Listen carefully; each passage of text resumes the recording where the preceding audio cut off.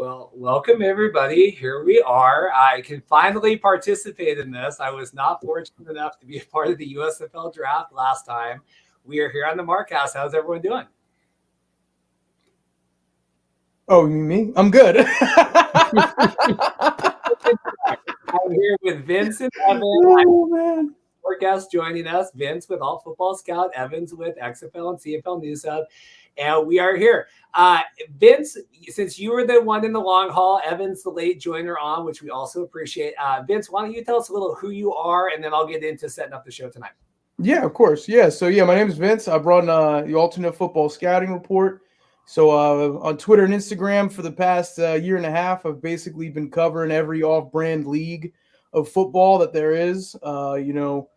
Spring league, all the indoor leagues, all the leagues overseas, Japan, Mexico, across Europe, basically everything, and just putting a spotlight on all the guys playing in leagues out there, because there's not enough media coverage in my opinion there. So give guys a little spotlight that they deserve. And outside of that, I'm also vice president of global operations at Pro Level Sports Agency. So through the times that I've been covering these leagues, I've been fortunate enough to work now with a sports agency to represent a lot of top tier athletes that play in a lot of these leagues. I've got at least 15 guys that are signed, ready to play, starting this spring season between arena and some overseas leagues, and hopefully hoping to see some of my guys drafted tonight. So Yeah.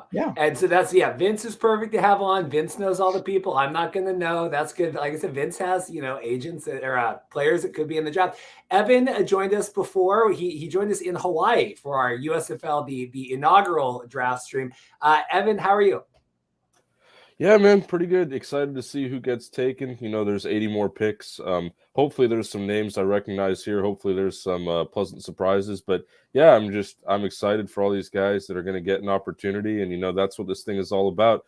AAF did it before. XFL did it before. Now it's the USFL's turn. So just looking forward to that. It's going to be good. So to preface all this, please like and subscribe. I got a big brand new show coming out tomorrow. I talked with Paul Reese, USFL historian. We're talking about kind of the divide that this lawsuit is causing between the old USFL, right? The old school guys, and then the new USFL, the Fox people. Fans seem really torn on that. So we have Paul joining the show. We have Sean Brown. He's with the USFL Stars. He got drafted last time, offensive lineman for them. And then I have Enoch Muamba. He is with the Toronto Argonauts. He just got elected into the CFL PA board of directors. They're going to be involved in all the CFL collective bargaining agreements coming up. So he joins the show as well. So make sure you check out tomorrow morning. I'll probably plug it again, but 7 a.m. Pacific. Paul Reese, really good interview, and then a bunch of other USFL stuff. I have the other news of the day here. I figure we'll get into while we wait for the draft at 4. So we have the details of this supplemental draft that got released today, and then we have the TV kind of stuff. So I'm going to pull up. We've got via XFL News Hub. Have you guys seen the initial new draft order of everything tonight? Vince, were you able to check this out before we came on? No, I actually didn't see this, no. Yeah, so this is exciting. So, because last time, remember, Panthers had the number 1 pick. So tonight, it's kind of reversed. New Orleans Breakers are going to take the first pick. Mahler second. Birmingham Stallions. The difference with this draft versus the one before, 10 rounds, 80 picks. They can select any draft position at any time. So it's not before they were kind of region locked. Okay, draft number 1 is quarterback, whatever. Evan, do you have any takeaways from this except that the Breakers get to go first this time? I mean, I don't really know if it's going to affect the actual draft too much, just because there's, I'm just really excited to see who gets taken. Last time I wasn't really focused on the order. This isn't like the NFL draft where there's really a competition for guys because we don't really know who's going to be taken. So, I'm just excited to see, what happens. Although I'll admit that, Breakers picking first, they already have a pretty talented roster. I'm not covering them, but I did talk a bit about that in some articles earlier when I was looking at the top 15 players that were selected. The Breakers had a few guys that stood out. So hopefully they can just add to that. And, of course, all the other teams, hopefully they can do the same. Yeah, Matthew has a comment. Will you just stay live? News Hub always ends early. I will be on as long as people want to be on tonight. I think Vince has his schedule clear, and I think Evan does as well. So I will be here as long as you would like me to be, even if anyone else has to drop off, and I will be here screaming into the microphone by myself. Sam, friend of the show, Sam, curious. A lot of questions about Brandon Silvers. I think Vince, do you feel like he's the number one pick in this supplemental draft tonight?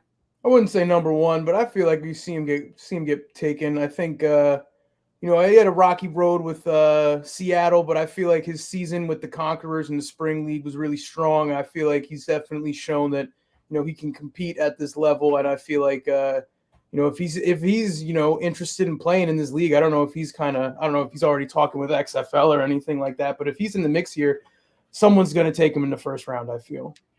Evan, who are you watching tonight? Who's kind of your number one pick? I know Silvers, Jeremiah Spicer, I think is in the list. I haven't seen too many names get leaked like the first time. Yeah, I don't really know who's going to go first. It'll be interesting to see that. I mean, last time, in the first bit of the draft, we had Shea Patterson go number one overall, and that was kind of surprising to a lot of people, especially with Teamu sitting right there. But there's two receivers that I didn't mention on the podcast last time that I'm interested to see if they'll get taken. One of them is Dantes Bird, and the other is Rashad Ross, who played in the XFL. I think both of them played in the XFL. Yeah, Dantes Bird was with the Dragons, if I'm not mistaken. But I'm really excited to see them. Rashad Ross, he had a good showing in the NFL with Washington. He had averaged. I put it out on Twitter. I was looking at his stats. He averaged over 20 yards per catch in the NFL and has 3 touchdowns. That was a few years ago, but he's a guy that I'm really excited for, and he's been on Twitter promoting himself, getting excited for this thing. So love to see him succeed, and again, hopefully there's more people. I can't think of them all off the top of my head, but just excited to see what happens again. The other big news that came out today, the NFT stuff, right? That it was funny. We had said on the podcast a couple of weeks ago. The episode was called the USFLTs. And then lo and behold today, USFL. Vince, we've gone back and forth over the last better part of a year and a half about fan control football, right? I don't want to go down negative on the NFTs, but what do you make of all this? Look, all the sports leagues are doing it, and it's kind of like for most sports leagues, the NFTs have kind of become like a digital playing card, essentially. And if there are people that are going to buy them and the league can make some money off of them, that's great. Just don't make it a focal point of your league. That's all I ask. Yeah, it's hard. I think it's good. We're not like paywalling the league, right? I mean, I think that's the thing with FCF is to be a part of those new 4 teams. And I think they have the better, logos and the jerseys. I think a lot more time is being put into those. So it's hard. I think having it be like a trading card thing, it's just hard. It's hard to involve that in everything now. I know it's a very divisive topic, and I'm like, I don't know if it's just better to stay out of it. Evan, what do you think? Yeah, it's interesting. All the leagues are starting to do it now, and the FCF kind of unveiled their plan, and now the USFL is talking about doing it. I'm just interested to see where it goes. To me, it's more of a marketing thing than anything. I think it's meant to be that fan connection, and I'm sure they'll try and do something with it. But I'm certainly not an NFT expert. I've never really been an NFT fan either. I don't know exactly how it's going to combine with football, but hey, I'm along for the ride. We'll see what they can do. I'm still skeptical about it, but maybe they'll make something work. Yeah, the idea, and I'm going to pop this up. Mark had the article, USFLnewshub.com.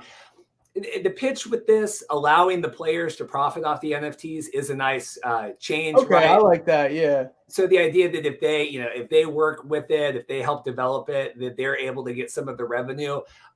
A lot's been made too that it's basically going to, because Fox owns this BCL that's like helping to facilitate the NFTs. It's going to be going like straight to the player. I think part of that might just be to eliminate Fox from having to like process and deal with all that stuff, that like they're facilitating the marketplace, but then it is more of like a peer-to-peer transaction than them having to kind of house it in the center. I don't know if that makes sense, but that was kind of how I read it. But it did seem like people were happy that the players were able to profit. Evan, thoughts on that? Yeah, I mean, that definitely helps the case. And, I think that, again, will, sort of attract fans to it. It's like, okay, well, if my player is going to get paid, under this new system, then sure, like, why not? But at the same time, that's not as specific as information as I'd like actually regarding the NFT itself, if that makes sense. So again, it really just comes down to, where are they going to take it? Is it going to be something that actually lasts? Because some of these, ventures that they try and do, they can't fund them, or, they say they'll do something, but it won't actually happen. I think the AAF did a lot of that, with their technology bit, but hopefully this will be better. I mean, again, I don't know a lot about NFTs, but they definitely are trending, and, the FCF is making a big deal out of them. So, we'll see. The USFL, I think, has a bit of a larger platform, so we'll see if they can take advantage of that.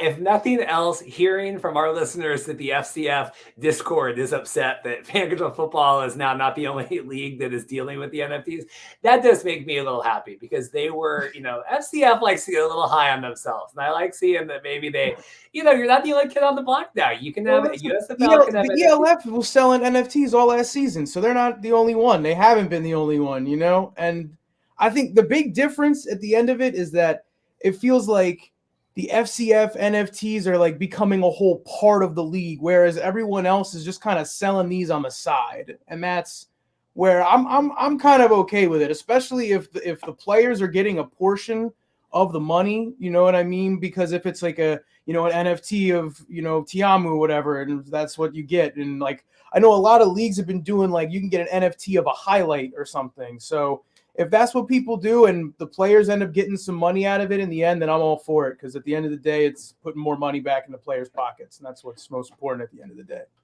Yeah, again, I don't know. If I was going to focal point, if I was Fox Sports and I was going to say, we want to invest, 1,000 man hours in developing the NFT platform, or like working on social media and player interviews and building fan engagement that way, I would probably focus on that. I don't run Fox Sports, but I am available for consulting if they have any questions about that. I also did pop my Zoa here, so we are in good form. The other big announcement that came out, we have the TV schedule. This was interesting. We had the Monday morning, the big 5 a.m. Pacific news drop that, it makes no sense to me, but USFL seems bound and determined that the 8 a.m. Eastern, 5 a.m. Pacific time is the time that they want to release their news content. Keep in mind, Apple, one of the most successful companies in the world, released their new computer this week, 10 a.m. Pacific, which is a totally reasonable time to do a news outlet. But we had the game breakdown here, and I want to get your guys' thoughts. The 43 games, 44 telecasts, right? Because there's the one simulcast, 18 primetime games. Fox has 14, NBC and USA. It's pretty evenly split. 4 Peacock exclusive, only 4 Friday games. There was a lot of thought of there being Monday games, right? Like a Sunday, Monday, 19 on Saturday, and 20 on Sunday. What did you guys, any general thoughts about this? And then we can kind of go through the first couple weeks. This looks good to me, it's I'm ready for it, It's just going to be a bunch of go football. And I feel like these rosters are going to be pretty well balanced. And I think it's going to be fun to watch. It's going to be good product on the field. I think that they're marketing it right to the local community, where I saw something with the ticket sales where it's like if an adult buys 1 ticket, you can get like 5 children in for free or something crazy like that. So I think that they're going to be able to, pack the house, especially for Birmingham games. And I think it's going to be a good product and a league that might finally last. So I'm ready for it. Evan, what did you think of this? I had talk online. Max, one of our listeners, had said, why don't they just, I understand you're trying to make money on ticket sales, but it's only $10 a ticket. Why don't you just do week? Because any ticket you buy for that day, you get tickets for the whole game, right? So if there's 3 games on the day, if you buy 1, you get, why don't you just sell week 1 tickets, week 2 tickets? Then you can go, okay, we're losing $10 or whatever, but that way you're incentivizing, you're cutting down on the man, the labor on all of that stuff. You're cutting down. Any thoughts on that, or is that crazy talk, Evan? Well, I think they just want to have a more unique and different approach that really sets them apart from, possible competitors. We talked last time on the podcast about how, the XFL could come back next year, and if the USFL is still around, those 2 leagues could possibly be competing with each other in a sense. But another thing I want to touch on too, aside from this, the TV deals, Vince brought it up briefly, but talking about a league that actually might last, or has a chance of actually staying around, because in my article that went up this morning that was doing a bit of the schedule breakdown for the Bandits, I kind of finished off with a little piece about how, the AAF lasted 8 weeks of, like actual games, and then the XFL only lasted 5 from the pandemic. So, ultimately, I think the goal here would be, sure, the TV deals are great. The ticket scheme could be something interesting to watch. But what I'm really looking forward to is just something that could actually last and, where we get to see, an actual playoff schedule and then a championship and things like that. And, something where there's actually an end result as opposed to just, a few games and then an abrupt ending and then everybody just gets released and moves on. I want sort of an established culture this time. And I think, from previous experiences, like I said, the USFL on paper, this should be an easy task for them. And, third time's kind of the charm. If the AAF couldn't do it and the XFL couldn't do it yet, maybe the USFL will do it. But, only time will tell. I'm just kind of here for the ride and we'll see where it goes. It's hard. So on our podcast coming out tomorrow morning, 7 a.m. Pacific, I plugged at the top of the show. USFL historian Paul Reese is coming on. We're kind of talking the divide between the old USFL and the new USFL with this lawsuit. I also have Sean Brown coming on. Sean's with the Stars. Sean played in the AAF, the XFL, the Spring League twice. Now he's in the USFL. I'm like, one of these leagues has to stay around a couple of years. Like this is someone that's ridden every single one to the ground. And I feel so bad because this is someone that's coming back again. It's like getting on the horse again, not being too dissuaded by it. But I said, even if you had 2-3 years under the belt of any of these leagues, giving them negotiating power and giving them some stability of knowing like, this is what I'm going to be doing next month. It's just crazy. I feel really bad for him. Vince, thoughts on that? Yeah, definitely would love to finally see one of these leagues stick around. I loved watching the AAF when it was around. I love the XFL. I watched all the spring league games. Like I'm spring football through and through, and I want to see it stick around finally. And it's there's so many of these guys that have bounced from league to league to league to league to league, and it's like that talent pool is still there. A lot of guys have retired, because of COVID, but a lot of guys came back, played in the spring league again, some of them in the CFL, but a lot of these guys are still around. We already saw a lot of them get drafted already. And, I wouldn't be surprised if we see more familiar faces called tonight too. Evan, this comment's probably going to cover your face for a minute here, but Sam has a comment regarding ticket pricing. See how, I wish it scaled it better. I wish I designed this program. He's talking about the ticket pricing. It is really smart giving fans an alternative that's not $1,000. Yeah. They're very proud of that, right? Ed Hartman has had many quotes talking about they're really going out of their way to be family friendly. Keep in mind, you do have to travel by plane if you want to see your home team if you don't live in Birmingham.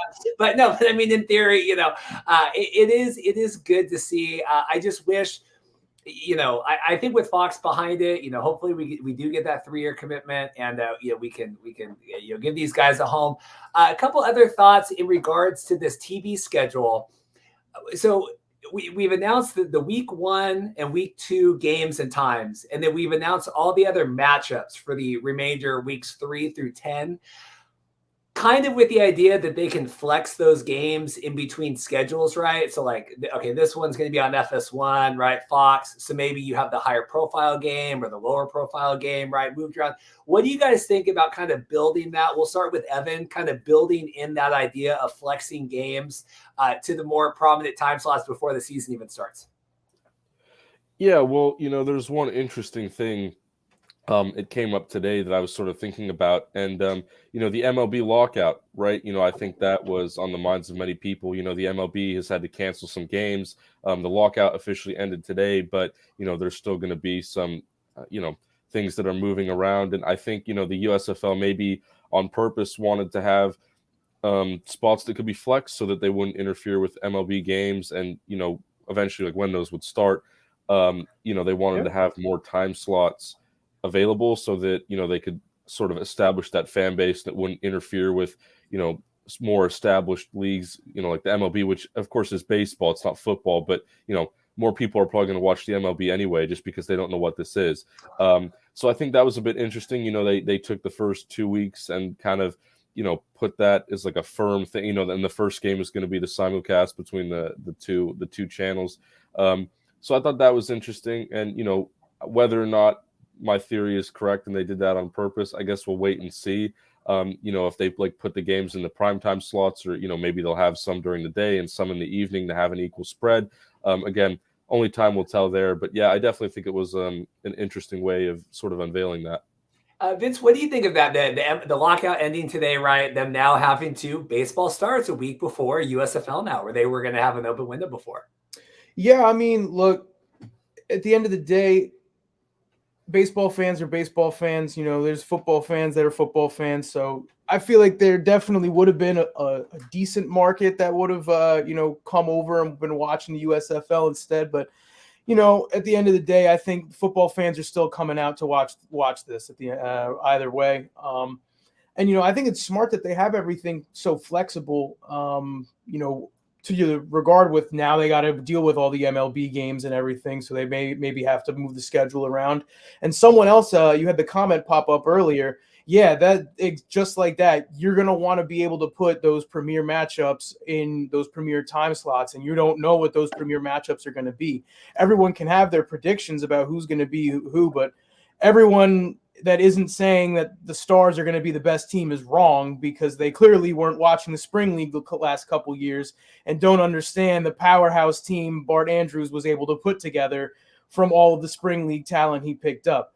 So, no one really knows who's going to be the best. So it's smart to be able to move those around, because if you're going to have a powerhouse matchup, you're going to want that at, Saturday night, That's interesting, because you have your Generals hat on. I have my Stars, my Royal Retros. I have my official Royal Retros. Are you rolling with the Stars, Vince? No, see, I'm from New Jersey, so I have my Generals hat on, and I like the Generals in the Spring League, and they were very good with Brian Scott, 2-time MVP, should be in the NFL, but I'm not going to start ranting about that. But, Brian Scott's an incredible quarterback, and they just have all of the best pieces that were around him in the Spring League for the most part. And where they missed, they picked up other guys. They got Bug Howard, who was in the AAF and in the Spring League and was an incredible tight end. They got Matthew Colburn, running back. Colburn's a big high. I thought that was a good sign. Yeah, that was huge. Like I expected them to get Darnell Holland, which was a huge pickup in itself because of how great he was in the Spring League. But for them to add Matthew Colburn as well, like they have an incredible set of playmakers there. And they got 3 of their starting linemen from the undefeated championship season. So it's they've got a lot of the right pieces there. So I'm Jersey fan through and through. I'm just being realistic. I really do think the Stars are going to run away with it at the end of the season. Here's a little shop talk. I was friend of the show, Brian Scott, was going to be on the stream tonight, but then he is consulting. He is consulting with the coaches for the Zoom, and so Brian said he couldn't get away. But I gave Sean the Zoom, and I said you give Sean Brown the Zoom. I said you pass that along to Brian and the guys here, and you at least have us on in the background when you're drafting the players tonight. So. Evan, we see here it says retweet. You're ready for the first round of the USFL draft. Breakers on the clock, 10 minutes. I will give that a retweet. There we go. Evan, I can't remember, who's your team? I'm going to go with the Bandits. Although I do think that the Breakers, I really like their roster, so they might do something. And to be honest, until recently, I was unaware of, the sort of Stars and the Spring League connection. I was aware of Brian Scott, but, Bug Howard, the rest of those guys kind of just slipped through the cracks. I mean, I'm sort of used to picking up on stuff like that, but I don't know. I didn't really put the pieces of the puzzle together until after the draft. And I looked back and I was like, oh yeah, here's all these guys together, and, now they're together again. So that'll be interesting to see. They got 3 guys on defense. I'm sorry. Yeah, they got 3 guys that were on defense too. I know Channing Stribling led the league in interceptions, I think, in 2020. Yeah, I did an interview with him last week. They got a powerhouse team there, man. I am so high on the Stars, especially even talking with, because I forgot that Sean and he was with Bart, in Team 9. And I think having a coach that has been through that system, right? I mean, no offense to the Skip Holtz of the world, right? Or Kevin Sumlin, whatever. Maybe you're used to a little bit more padding, right? When you're a premier like college coach, NFL coach, you've been in the system. Bart, someone that's kind of like been in the grind with the spring league, right? Has done the whole bubble system. You lived through the whole San Antonio, all that kind of stuff. Yep. I think you're a lot more equipped to be able just to come in and kind of go like, okay, I got 3 weeks to get like a basic offense together. Like, let's roll with it versus some of these coaches, I think maybe have I'm going to be able to go in and like implement, and you're really not. It's just too quick of a timeline. You know what I mean? Exactly. And that's the big thing is that they have a whole lot of chemistry on that team already.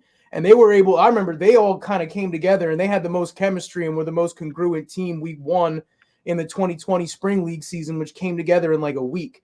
And like that alone was impressive. So then the fact that they getting all out of these same guys all back together, I was honestly expecting more spring league coaches to be hired in the USFL and to see, I was expecting like a Glanville appearance and some guys from the Conquerors to make their way in, but that didn't happen. But you know, it is what it is. Sorry, I got a little sidetracked there, but yeah, no, the Stars got it, man. It's going to be great to see.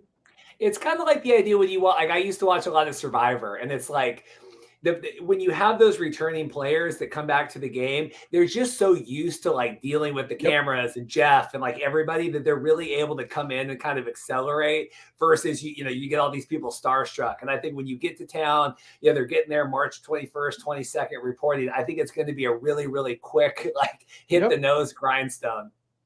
Exactly. Yeah. I had one of our special guests is feeling a little shy. He can just go home from work. He's a little tired. I'll work on this a little bit. I had a couple spokes in the fire here to see if anything would work out, but unfortunately, Evan and Vince are going to help ride us through this here. All right. Let's see here. We got 4 minutes, so 6 minutes. Any final thoughts? Supplement anything else before we get into the meat of this? I mean, I feel like we did a good job hitting kind of the major talking points of the news before we get into it. No, I think we covered everything. Yeah. Kyle wants Mengel. Yeah, Mengel was on the show a couple weeks ago. Good friend of the show. Matt Lyons, both QBs knowing the Bart. Knowing Bart's system. Any other coaches really surprised you, Vince? We haven't talked with you about any of this stuff. Evan's on a couple times. I mean, I was surprised that Hal Mummy didn't get the call, especially after having a spring league championship, but I had a feeling that, I knew Brian Woods was going to want to bring a lot of his own guys back in with him, but I also knew that with how much more involved Fox was, is that they were going to have their own people, and that's what it panned out being. So, I mean, as far as the coaching hires, I don't particularly dislike any of them. I think it's a good fit. I think having NFL veterans, sometimes don't pan out in leagues like this. But I feel like Jeff Fisher might be a good fit for a league like this. So I'm hopeful, and I think it's a pretty good cast of head coaches. Yeah, I think Jeff Fisher definitely got the eyeballs rolling, right? That was really one of the first. Oh, look at this. There we go. Friend of the show, Matt Mengel. Check him out. Philadelphia Stars. Excited to see. Hashtag for Philly. Matt, get some of your boys on. I just had Sean Brown on the show. They very, very high on the Stars. I think the Stars are definitely the team to watch here. We are 358. We're eagerly. I told Vince before the show, it is like the Royal Rumble tonight. Seeing like, okay, whose music's going to be called, who's going to be by God, that's Brandon Silver's music. I'm very excited to have my Jim Ross call tonight when this gets started up. Let's see here. Jenna says Devon Smith. And Jojo Tillery says, once I get drafted tonight, y'all got to shout me out since I'm tuned in. Jojo, we'll do. Jojo, I'll bring you on the show. If Jojo gets drafted, Jojo's coming on the show. That is a promise. Sam Shady, Sam, if you want to pop on later too, Sam was in our show before. Sam is welcome to come on. David Colbert, Ryan Mallett, is he going to be eligible? Former spring league guy, right? Vince, what do you think about that? I mean, yeah, he was good in the spring league, making his career comeback there. I feel like he had a really strong performance throughout the season. I think it's definitely possible, especially, a lot of these teams, a lot of these QBs that went in the first two quarterback picks, most of them are either rookies or just still relatively, young. You know what I mean? Like Tiamu's not a rookie, but he's, only got a couple years out of college, only has a little bit of playing experience, since then. So, I think a veteran like him would be great to add to a locker room, even for any of the 8 teams. Honestly, I could see him getting picked up tonight too. Vince, not to go back to Vince again, Evan. Sorry, Vince. What do you think of Te'amu getting signed? Because I got Evan's thoughts on this last time. What do you think of Te'amu? That was a big signing for the USFL. Yeah, I mean that's a great move. I mean he was great in the XFL and he was great college career. So yeah, I mean I think it was a great move by them, and I mean it's expected. I know XFL fans were probably mad about it or whatever, but there's what purpose would there be for him to wait a year for a league that's not playing when he can get paid and start playing right now? It's players don't really have loyalty to leagues and things like that. Like they're just looking for opportunity. So obviously I think it's great that he jumped on the opportunity. I think it's great that we're going to be able to see him play again, because the dude is an incredible athlete and deserves to be playing. So yeah. Well, here we go. So I've got the Twitter open. We're refreshing. I have people messaging me. I'm like, I'm online. I'm live. We're streaming the show. If you are following me on Twitter, it's like I watch Rod Peterson a lot. And Rod will be like, people are calling me on the phone. I'm on the air 10 to noon every day. Why are you calling me? Retweet. We got. So I think we're rolling good here. Evan, any final thoughts before we get the presumed first round pick here in about 30 seconds? There's 2 things that I was thinking of just from that conversation between you and Vince. So Ryan Mallett, that was an interesting name. I've looked at Ryan Mallett. I did watch him a bit in the spring league. Definitely one of the guys I had an eye on. He played at an SEC school in Arkansas, I believe. So a lot of experience there. I don't know how old he is. That might be the only knock on him. That was what I was thinking. I saw a comment earlier that said Rashad Ross was 32. So I did not know that. I thought he was like 29 or 28. So the USFL age thing, we touched on that last time. And then the other thing too with the coaches, one guy that I was kind of surprised we didn't see in the USFL was June Jones. People who know me will know that I'm kind of a June Jones stan. I love the way that he runs his offense. We saw it in college, we saw it in the XFL with the Roughnecks. I wasn't a Roughnecks fan, but like I just had to watch their games because I love the way that he just kind of mapped that all out with the run and shoot. He developed PJ Walker into an NFL caliber quarterback again. That was always great to see. Kind of surprised that he, wasn't one of the coaches. I know that he turned down the job at Hawaii to return to Hawaii. I did an article on that. Maybe he's exploring other opportunities. Maybe he's just going to retire. I don't know what his plan is, but hopefully we'll see him soon somewhere. Here we are. We're getting ready to go. Yeah, I agree. Gene Jones with that. Guys, remember, like and subscribe. We have a new episode coming out tomorrow morning, 7 a.m. We have USFL historian Paul Reese coming on, Sean Brown with the Philadelphia Stars, and then I have a Toronto Argonauts interview as well with Enoch Mwamba. So it should be an exciting show tomorrow. It's called Who is the Real USFL? I'm very excited about my Eminem Slim Shady, which is the real USFL. Will they please stand up? So I was incredibly proud of myself today with the live stream, or with the thumbnail with that. All right, here we go. I think we must be on the clock. I'm frantically refreshing Twitter. Is this exciting to anyone else? Yeah, I'm ready for it, man. I want the first pick to come in. Oh, let's see. This Mengel says, I have friends denied due to age, so I can see some of the big names from the NFL there. So Matt Mengel, if Matt Mengel wants to hop on the show, I'll give Matt Mengel the link too. Matt, you send me the DM. Come on, Matt. Even if it's like for 2 minutes, just hop on. Let's see here. Let's get some USFL stars on. Benny says LFG. And Sam Shady says he's going to join us when the Munchkin goes to bed. So that will be good. Again, we're going to be here all night, living the dream. But man, if Matt called in, that would be the delight of my life. Matt, friend of the show. We are frantically tweeting. We are frantically refreshing the feed. Yeah. Okay, and JoJo, yes, JoJo's definitely confirmed. If JoJo gets drafted tonight, JoJo will be on too. Jeremiah Spicer too. Jeremiah Spicer wants to call in. If he gets drafted, I'll bring him on too. So I'm in a pretty giving mood tonight right now. If you want to hop on and chit chat. Remember, like and subscribe. This is wonderful live streaming right now as we frantically await the first draft pick. Vince is refreshing too. We're all going here. Tremendously excited. Whatever happened to? We have a question here. Whatever happened to Charles James and Prince Charles Iwawa? Are they still draft eligible? I don't know them. Does anyone know that for Divine? I don't know that either. I know one of them. I do know Prince Charles War. He was with the 49ers. I think he was a draft pick. He was at one of the hub camps last year. I didn't go to that one, but I am familiar with the name.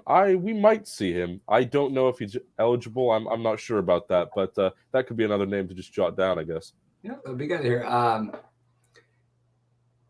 Here we go. Matt Mengel. Come on, not maybe 30 minutes or so. There you go. Stay tuned if you want to get Matt Mengel on. We'll bring him on. Kyle stoked. We all love Matt Mengel. That would be a coup for the podcast. I definitely think that would be a coup for us. We're refreshing. There were 3 minutes delayed. Thanks for the update, guys. That's what we're here for. That's why I brought in the people that know more than I do. So. What am I doing here? There we go. Sorry. Not covering up Evan with the graphics as we refresh again. Here we go. The final underway. The breakers are on the clock 15 seconds ago. There you go. And what is it? The rounds are like minute and a half rounds? Yeah, something like that. 80 picks, 10 rounds, 80 picks. You know, it's interesting. I'm just now realizing that this isn't going to be like a positional draft like last time. Like, there's just going to be guys like at any position. I don't know why I just didn't pick up on that till now, but I think I was so focused on the format last time that like it's just embedded in my head now. It's like, okay, what position group are we looking at now? But now it's just everybody, so that's probably better. Wow. Yeah. Welcome to the show. No, I'm kidding. Barry says, I really helped my guy Ladarius Galloway. Cameron gets picked. I'm trying to. Ladarius Galloway got to get picked up. Both of those guys. Yes, both of those guys I am rooting for. Absolutely. What was the other name? I can't remember. I didn't. Cam Eccles-Looper. He had a workout with the Colts or something. He was on Sam's YouTube channel. They did an interview together. Really interesting story. But he's another guy maybe. Oh, Mike wants to see Marquette King. What is he doing with his life right now? Let's get. I would love to see Marquette King in the USFL. That guy should be back in the NFL. He's the only punter until, of course, I met Matt Mengel.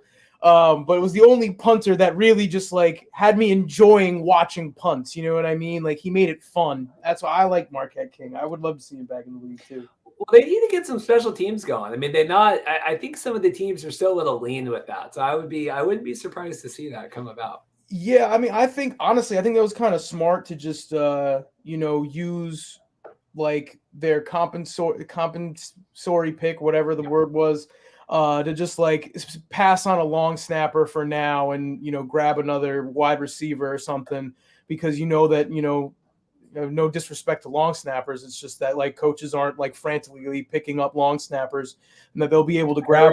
Here we go. We got the pick. There you go. Tight end Justin Johnson, first pick. Tight end Justin Johnson. Well, from what school? From looks like Mississippi State. Yeah. There you go. I have not heard of that name, but good for him. Happy for him. Vince is looking it up. Yeah, I mean he graduated. Let's see. 2018. Here we go. Tight end 247 Sports. 6'2", 190-pound wide receiver, Birmingham, Alabama. 17 catches, 238 yards, and a touchdown his senior year. Probably use him a lot as blocking because that's what a lot of colleges end up doing to tight ends. Even if they can, catch the rock, they just don't give them that much. But that's pretty solid then. I mean, you want to try to pull up some of his highlights? Yeah, I'm going to pull that up here. Let me get this here. Justin Johnson. Let's see where he's been the past few years, though.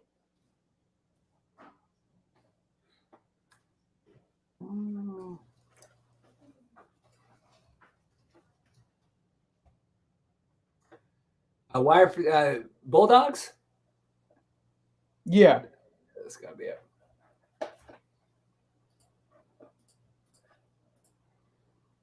He was on the Seahawks at one point. Here we go. In like preseason. He had an Achilles injury. He's bouncing back from injury, making a career comeback. So that's good for him. There you go. Not the barn burner first name we were expecting, but I think it's okay. Excited to see Justin Johnson. There you go. Number 1 pick in the supplemental draft.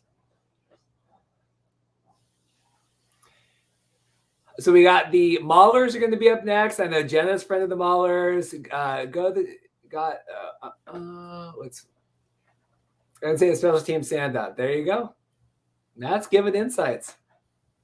I would like to see a lot more specialists taken in this draft. I mean, so many teams passed on kickers, long snappers, punters in the last one, which I don't know if it was a surprise, but I figured that they would kind of roll over into this. So it'll be interesting because I know that there are some kickers that are notable and punters as well. Don't forget about them. Obviously, we have our respect for Matt, but there are more guys out there too. We got to give them their credit and their spotlight. Here we go. I got this from. Let me get that out of the way. Here we go. We got ads. Dang it, this is tough, man. We'll get this up. I got a senior season from Huddle here. We'll get Justin. All right, great. Vince, will you could check Twitter just make sure we're not missing anything. I'm watching it. All right, we got Justin Johnson, Ballers on the clock. Class of 2018. Here we go.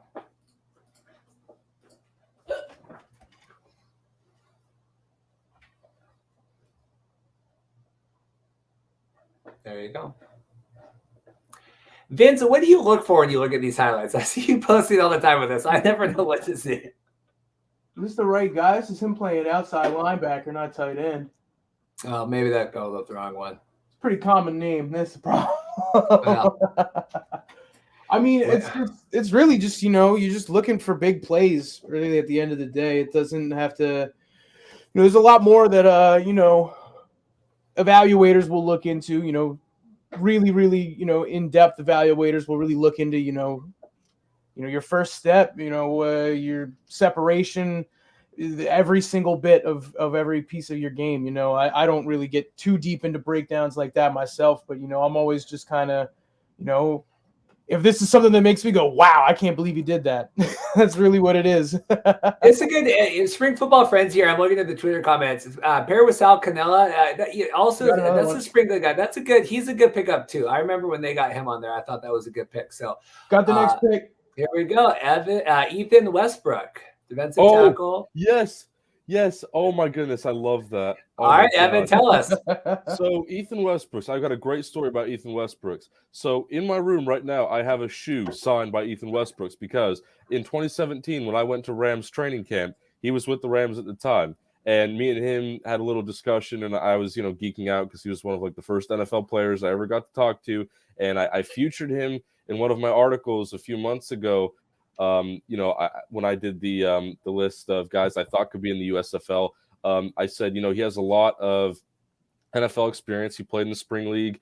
He is a bit old. I think he's 30 or 31 now, but clearly Pittsburgh's taking a shot on him. I mean, that's great. I'm very happy for him, and all credit goes to him. Great guy, great player. Excited to see him. 256 Westbrook. The graphics are wrong. The USFL off to a swimming start. Ethan Westbrook, as was Brooks. If I could even talk. There you go. That's funny. He does have an NFL touchdown in his career, so see if you can find that. Yes, he does. I've seen that. He had a fumble return touchdown. I forget who it was against, but it was when the Rams were in St. Louis. That's his college film. There you go. That gives me a lot of confidence about this draft because now that there's an actual notable name who I'm aware of, who's kind of I guess you could say a big time guy. That's one of those pleasant surprises. So I'm glad we got that early. Yeah, we got another one. Brian Williams-Pope, San Diego State offensive tackle. Pulling it up here. The Birmingham Stallions. There you go. Looks like a big boy. Yeah, at one point was on the Rams, probably for a preseason. Was not seeing anything. Class of 2018. Jen is excited. Jen is very excited. Woohoo. Yeah, JoJo's keeping this up, but then another pick. There we go. With the Rams in 2021 and then back with the Cardinals before that.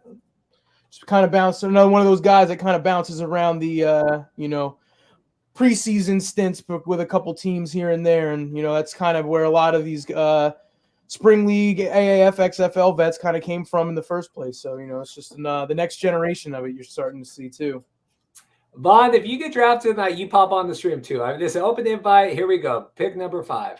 Yep, we got 2 here, back to back. Josh Avery, defensive tackle, going to the Gamblers. And then we have Tyson Render going to the New Jersey Generals. There you go. All right. Middle Tennessee, Southeast Missouri. Coming fast and furious now. Any takeaways from these ones, gentlemen? I'm working on it. It's quick now. It's flying through. Yeah, I do not know any of those guys off the bat. Tyson Render, what came out of Middle Tennessee? Is that what they said? Yep. Spent a little time with the Dolphins and was actually on the active roster and then was waived right before the start of the 2021 season. There you go. Charles, we have a comment. Wait, another draft? Yes. Charles is on Twitter, but yes, we have the supplemental draft tonight. Definitely, I don't think as much hype tonight into this one as well before. But still good membership here. Appreciate everyone checking it out. And then defensive lineman Josh Avery came out of, what was this? Oops. Southeast Missouri State. He graduated 2019. Probably another, classic COVID kind of guys. A lot of guys that got, screwed out of pro days and just really haven't had a lot of opportunities since then because they're just, even if they try to get spring league, I don't know if this guy managed to get any spring league. I'm still trying to pull that up. But here we go. Gunnar Vogel, Northwestern, taken by the Stars. Offensive tackle, joining that. That's exciting. From Northwestern. Josh Avery spent time with the Packers. There you go. And then we got Gunnar Vogel. All right. Gunnar Vogel. Going for it all. Yeah, I was going to say Gunnar Vogel. Spent time. I don't know anything about Gunnar Vogel, but he's from Northwestern, and I know that Clayton Thorson also went to Northwestern, although he's on the Gamblers. For a second, I thought it was the Gamblers. That's why I'm bringing that up. Oh, okay. Yeah, no, Gunnar Vogel spent time with the Bengals last year, class of 2020. So we have one season there, and now he's going into the USFL. That's exciting. Stars adding more depth on the O-line. Got to appreciate that.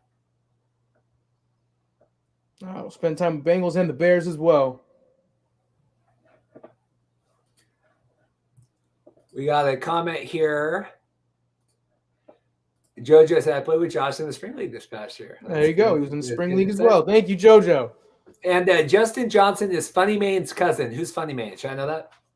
I don't know who that is. Sorry. Are we not hip enough? Dominic, not hip enough. Sorry, man. Sorry. All right. We got the Bandits just took another offensive tackle as well. Jerron Jones out of Notre Dame. There you go. Moving through here. Yep. Spent time with the Buccaneers and with the Lions as well. And with the Cowboys. So he's got a good amount of NFL experience. USFL has updated the Ethan Westbrook's graphic to say what it is. Manny wants to say hi. Hello, Manny. How are you doing? Thanks for stopping by. Lots of spring league guys. It's really in the world that I thought of covering a bubble season in San Antonio 2 years ago would give me a clip to talk about the USFL now is pretty remarkable. So certainly got the Panthers next pick. I'm sorry. Okay, let's pull it up. We say Funny Main is a comic from Birmingham. Big Bama fan. Oh, there you go. Warren Saba, East Carolina, going number 8.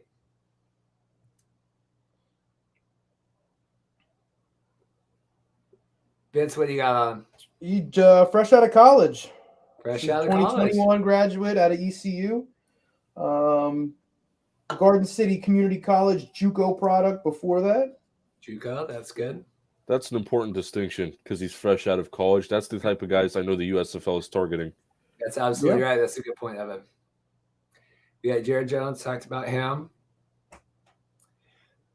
So that's the first round. There you go. There you go. That moved really quickly, not going to lie. That moved really quickly. Also surprising, people would speculate. You're always speculating these big names, right? You're speculating someone that, like the Brandon Silvers. I saw Luis Perez's name pop into the chat. We're expecting all these people and then end up filling up the O-line, right? Tight end, good position. Yeah, a lot of guys picking up, a lot of O-linemen going too. That's expected for sure because you can definitely never have too many good offensive linemen. I'm curious the depth of the scouting on this. You know what I mean? And I know they're doing that like supplemental combine here in a couple of weeks where they're working with the other league to kind of do that. Just curious, like how much of the scouts really got out for the USFL. I mean, it seems like they were able to cover a good swath of schools. You know what I mean? Because I saw, just chatter like XFL posted a lot today. You know, they're on the scouting report. They're seeing, they're going to the different, showcases and all that. But here, USFL seems to be doing a good job getting the good talent through. Yeah. I'm going to close that for a minute. Noah, if you want to say your comment without the F word, I'll put it up. Red Dogs, damn, we got Titans legend Jojo Tillery. Oh, yeah, he's in the chat. There you go. Talking about Funny Man. He does a weekly vids on college football for Bama's fan perspective.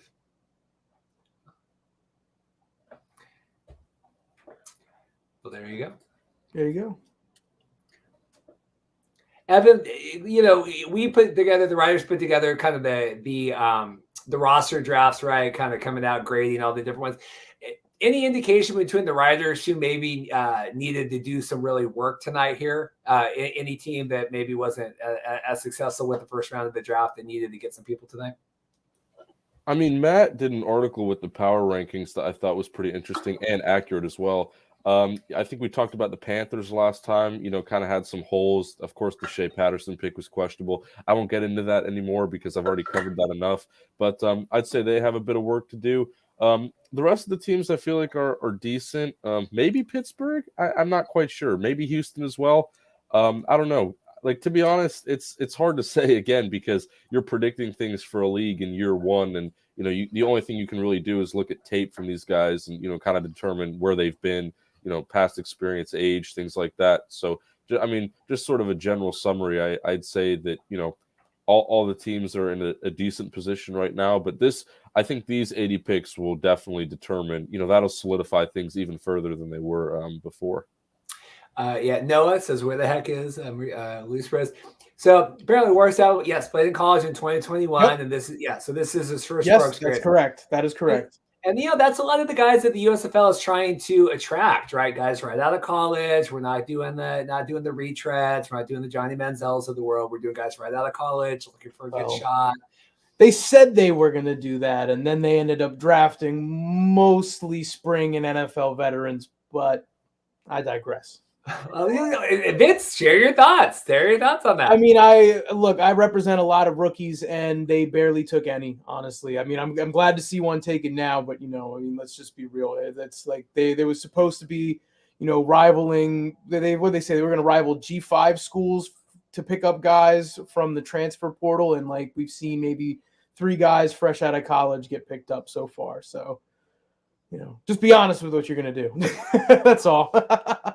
Well, do you think that is lip service, or do you think they meant that? I mean, obviously they can't control who the coaches draft, right? I mean, Brian Woods and them can have a vision, right? Yeah, I think that's right. I think it's and I think it's smart because I feel like you need to have the best product out the gate to get this thing going. And the best way to do that is to have spring veterans that have already done this before get this thing off the ground for you. And then once you're running, that's when it really becomes more of a streamline for some of these, guys that may be leaving college early.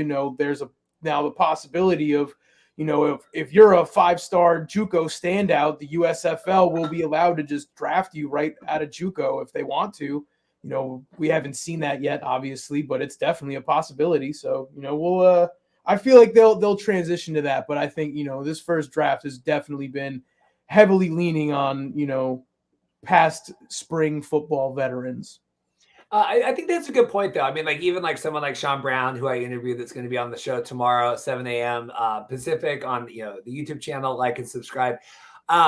He's someone, like I said before, has been through the system a lot. You're coming in with such a quick ramp up, and I think having these guys, maybe you get through year one and then you do start attracting a lot more college guys that are coming in fresh. But I think establishing this ground level of people that have been doing this for a while, I think it's definitely helpful. Matt Lyons, the best Silvergate draft, he goes to the Generals. They could use another QB. Riley was his OC with the Dragons. Yes, he was. Right. Never forget my sign My signed Brandon Silver t-shirt. Never forget that. Never forget. That is my QB. I want to commiserate on something. If anyone has any hot takes on this, we got the first draft here coming up here. As a Washington football fan of the Commanders, does anyone have any hot takes on the Carson Wentz debate? Because I haven't had anyone to talk to about that except my wife so far. Evan, any thoughts on Wentz going to Washington? Oh yeah, this is a great point. I'm really glad you brought that up. So I have another good friend who's a Washington fan, and I saw him shortly after the trade happened, and I went up to him and I was like, man, what do you think? Like, Carson Wentz is your quarterback, and he was pretty angry. I'm not gonna lie. He goes, yeah, well, we should have had Russell Wilson, and this was a desperation move, and I don't really know what they're doing. And I'm thinking, that's interesting, because in a report that I saw, when the Russell Wilson deal was going down, it came down to, the Broncos and the Commanders. But the Seahawks chose the Broncos, because they wanted to move Russ out of the conference. So now he's in the AFC before he was in the NFC. And, the Broncos didn't – I mean, this is spiraling into more of a Russell Wilson thing here, but I'll get back to my point. The Seahawks got what many people thought was a bad return for Russell Wilson. People wanted more. There were some complaints. Hang on there, Evan. We got breaking news here. Breaking news. Round 2 pick. Here we go. Vince, help me out with this one, buddy. I'm saying Maya Tuhima. Maya Tuhima, Southeast Louisiana. Go in there. Former San Antonio Commander, Dallas Renegades, New York Guardians, Team 9, and then back to the New York Guardians again. So AAF and XFL veteran offensive lineman right there for you. Well, there you go. That's exciting. That's got to be good. Good pedigree, has been around and knows a lot of the guys. Yeah. Got another one. Defensive back Quentin Meeks to the Tampa Bay Bandits. Got that here. Quentin Meeks out of Stanford. Yeah, that's a guy I've heard of. I'm forgetting where. It looks like he's played for the Jaguars based on that picture, but that name does ring a bell. Going through, we have the reverse order this time. Panthers, Bandits, Stars, Generals, Gamblers, Stallions, Maulers, Breakers, going back the other way. So, yeah, Meeks was at Stanford, right? Stanford, and then he was on the Jaguars, Chargers, and then back to the Jaguars, and then was on the Titans this past year. It was a second team All Pac-12 in 2017. Yeah. Oh, we got a comment here. Jenna's excited, seeing some Renegade love. Jenna's our loyal listener. Doesn't live in Dallas, but is a big Dallas Renegades fan. So that is certainly exciting for Jenna. Jenna's going to be happy about that. It divides the Silvers will start wherever he goes. He is consistently underrated. Jojo says he's got the call. Just got the call. Just wait on it. And Jojo, I'm telling you, if Jojo gets drafted, Jojo's popping on the stream here. All right, and the Stars just took an edge rusher / fullback, Adam Rodriguez out of Weber State. There you go. Going with the Stars. I like that. Another big guy. Any intel on Adam there, Vince? I know your fingers are furiously typing here. Weber State, class of 2019. I'm trying to see where he went after that. Noah likes the hat. Thank you very much, Noah. Meeks Titan legend. There you go. Kyle's happy. Red Dog, same here. Noah thinks Carson's a safe bet. I don't agree with that. I think Carson likes to fumble, throw interceptions that they call fumbles, and we'll get back to that once we'll get back to all that. these picks are done. Yeah. I'm sure we'll have some dead time here. Here we go. Christian Tutt out of Auburn to the Generals. All right. You think they could have got? Look at that. Do you think they could have got a better picture for him? It's interesting.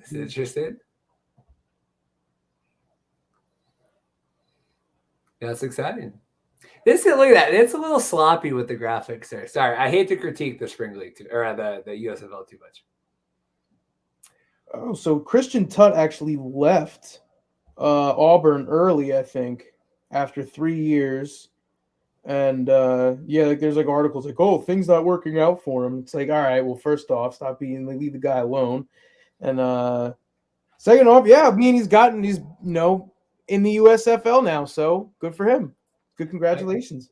Here we go. Dual position. No, so this draft is not position dependent, right? So they're able to go through and select as their situation dictates. So we've seen O-line go, we've seen tight ends go, we've seen it across the board. Red Dog does not like Tut as a Bama fan. Yes, I could definitely see you not appreciating him. We have another one. Jojo Tillery is coming up here as I furiously get to Twitter. We got two. Christian Sokoli and Jojo Tillery. Jojo. Hey, Jojo. He is. There we go. Congratulations. Jojo, I want you. I'm sure Jojo's on a phone call right now, but Jojo, you send me a DM on Twitter. I'm going to send you the invite. We're going to get you on the show here. We're going to get there. This is going to be great. This is going to be good. We got Matt Mengel's going to be joining the show. Okay. So the Christian Sokoli that just got picked up from Albania, born in Albania, played for the Seahawks, the Colts, the Saints, the Giants, and then was on the DC Defenders, played for the Alphas in 2021, and then went and joined the Potsdam Royals in the GFL for the summer and played in Germany for the end of the season as they made a very impressive playoff run. Came very close to upsetting powerhouse Swedish Hall Unicorns and going to the German Bowl. But he's a one hell of a player too. That's two great picks back to back right there.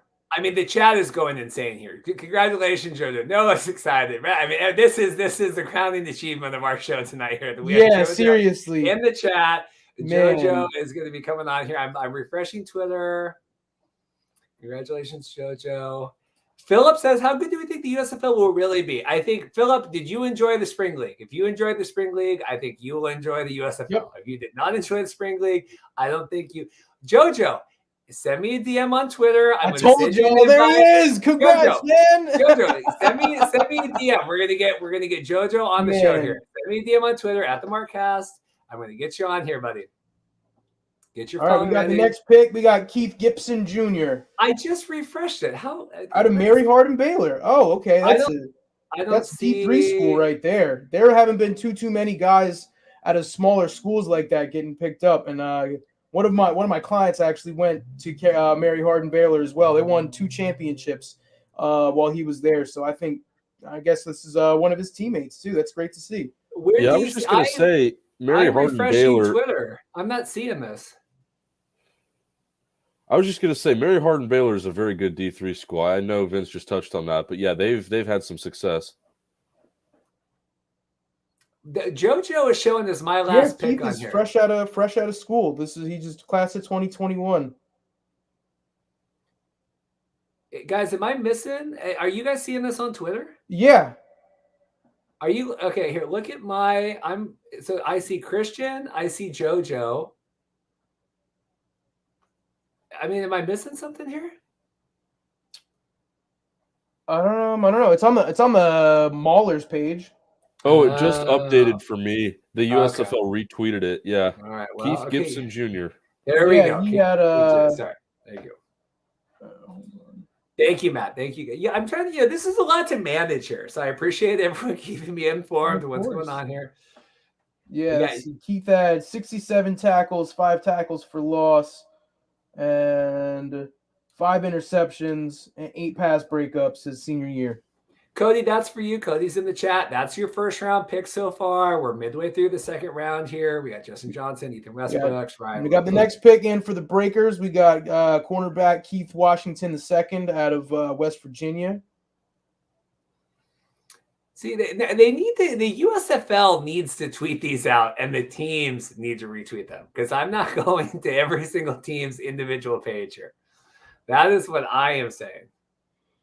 Yeah, Keith Washington spent time with the New Orleans Saints. So New Orleans. There you go.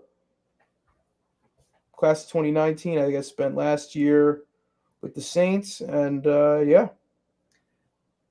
Hang on, I think we got Jojo. Is that you? Hang on here. Let me Spent get 2 years with the Saints as an undrafted rookie. Here we go. Hang on. We're getting JoJo on. We're gonna do this. We're gonna do that. We're gonna do that. Sorry, we're bouncing a lot of things here. There we go. We're gonna get JoJo on. So who is this the latest pick we have? Pick 15? Am I missing one? Yeah. Keith Gibson Jr. Okay.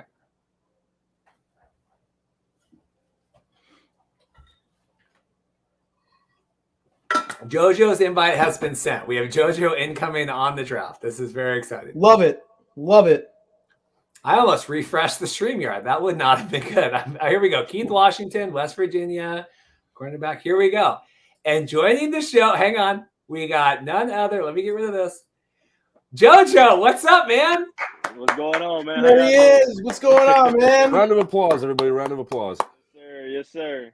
JoJo recently drafted here tonight. How are you doing, sir? Hey, man, I'm ecstatic, man. I was a little sad at first, after watching every single pick from the last draft. And it's kind of crazy. The coach called me, DB coach called me this morning. He said, you know what, just be ready. It's coming. And I told him straight up. JoJo cut out there for a minute. Told me, he was like, what do you mean? I said, y'all should have got me the first time, but it's all good. So I'm happy now, man. JoJo's connection's cutting a little bit there, but we got him on. JoJo, what does it mean to have a platform like this, like the USFL, to be able to continue your journey? What is going on? JoJo, can you hear me, sir? Oh, man, it means everything. Just due to the fact that, just giving God the grace, I can still play. Some guys don't have that ability to still do it. So, my dream is to get back in NFL, and that's what I'm pushing for. So we have our first supplemental draft, round 2 here. We have all 8 picks. Keith Washington was the last one. JoJo, what was it like missing out on? Hold on, guys. I don't know what's going on. I can't hear it. You're good. We'll get JoJo back. That's exciting. This is live. This is live internet. JoJo. Safety for the Stallions coming on. This is a good time to plug. We're going to be doing a live stream of the USFL kickoff game. I will be in Birmingham with my beautiful wife, Dorothy, here coming up on April 16th.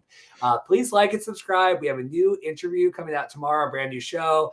Paul Reese, USFL historian. We have Sean Brown of the Stars.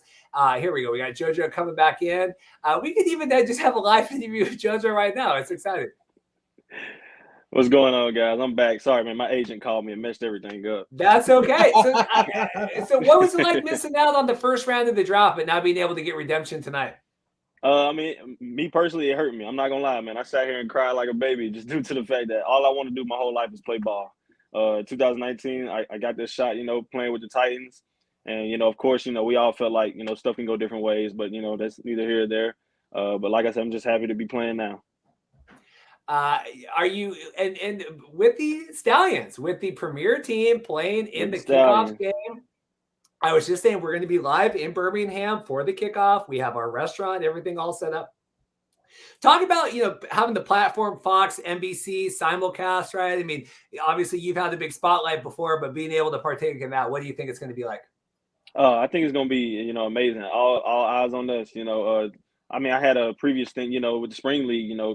Fox was there too as well, broadcasting those. But I think this is going to be 10 times bigger. So it'll be exciting to see. What was your agent prepping you? What was your thought process to getting involved in the USFL? Obviously submitting, getting involved in that. I mean, obviously you viewed it as a good spot to be out. So what did you think of the USFL? One of y'all actually hit on it earlier. I can't remember who said it, but basically, Brian Woods, I never forget this. It was I think our second game against the Conquerors in the spring league. And he came on the sideline and he was talking to our head coach, Peter Voss, at the time about it. So we knew it was coming up or whatever. But my initial thought process was, after spring league, I'm going to at least get an invite to camp somewhere. So that didn't happen. So we knew that this was next coming up. So I kind of just prepared for it, and now we're here.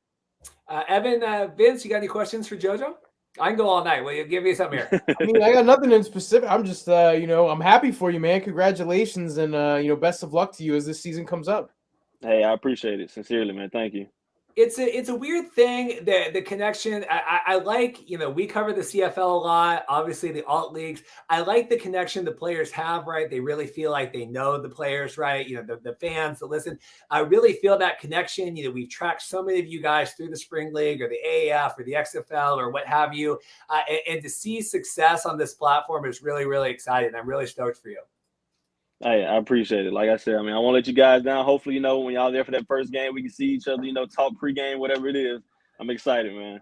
We got Matthew Burnell here, Burrell, third round pick. Any players that you have been excited to see either go tonight or in the first round, JoJo? In particular, all my spring league teammates, a couple of those guys, just like me, just love being around the game. Like I said, Josh Avery was one of those guys. I was going to type it, but it was a long story. So Josh Avery, actually, he plays D-line. And during the spring league, we had injury after injury after injury. He was one of those guys who stepped up and said, you know what, I'll go play O-line. He literally played O-line for, I want to say, the last 3 weeks of the spring league, and then actually got signed to the Packers to go back to defense. So Josh, that's a great guy. That was a great story, and I'm very proud of him as well. So I'm happy to see him go. And also linebacker, what was his name? Victor. Azim Victor. He went as well.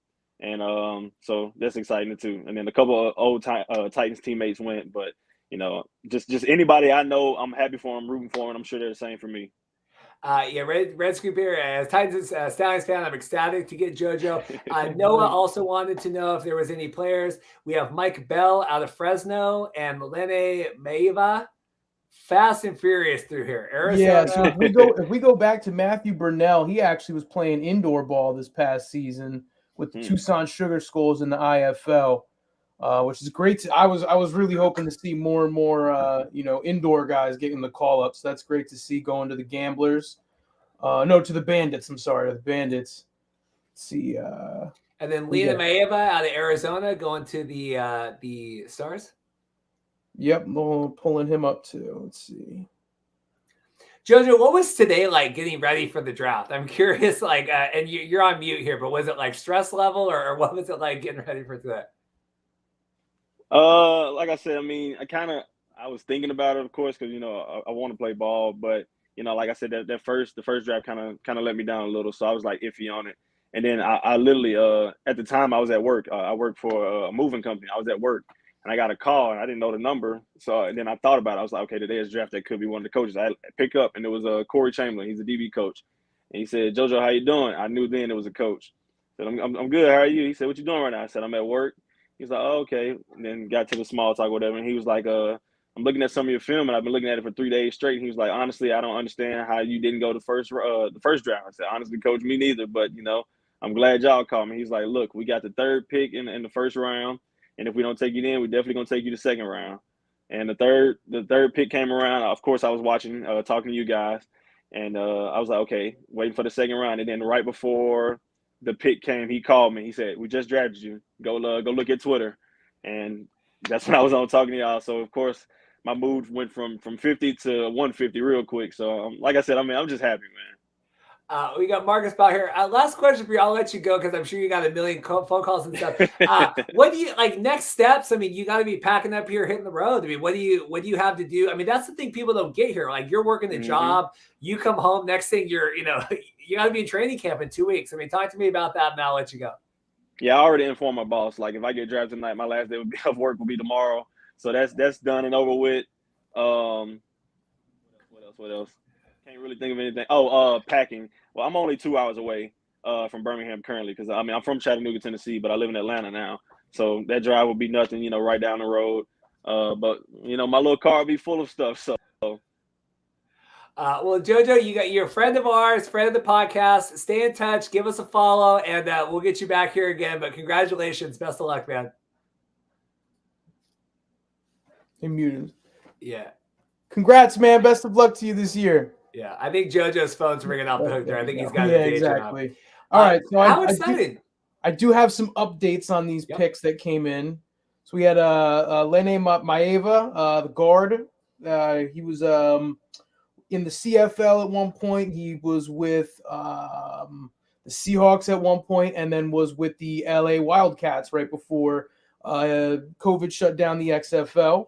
So we got an XFL veteran going to, what was that, to the Stars? Was that correct? Yeah, another XFL veteran on the offensive line going to the Stars.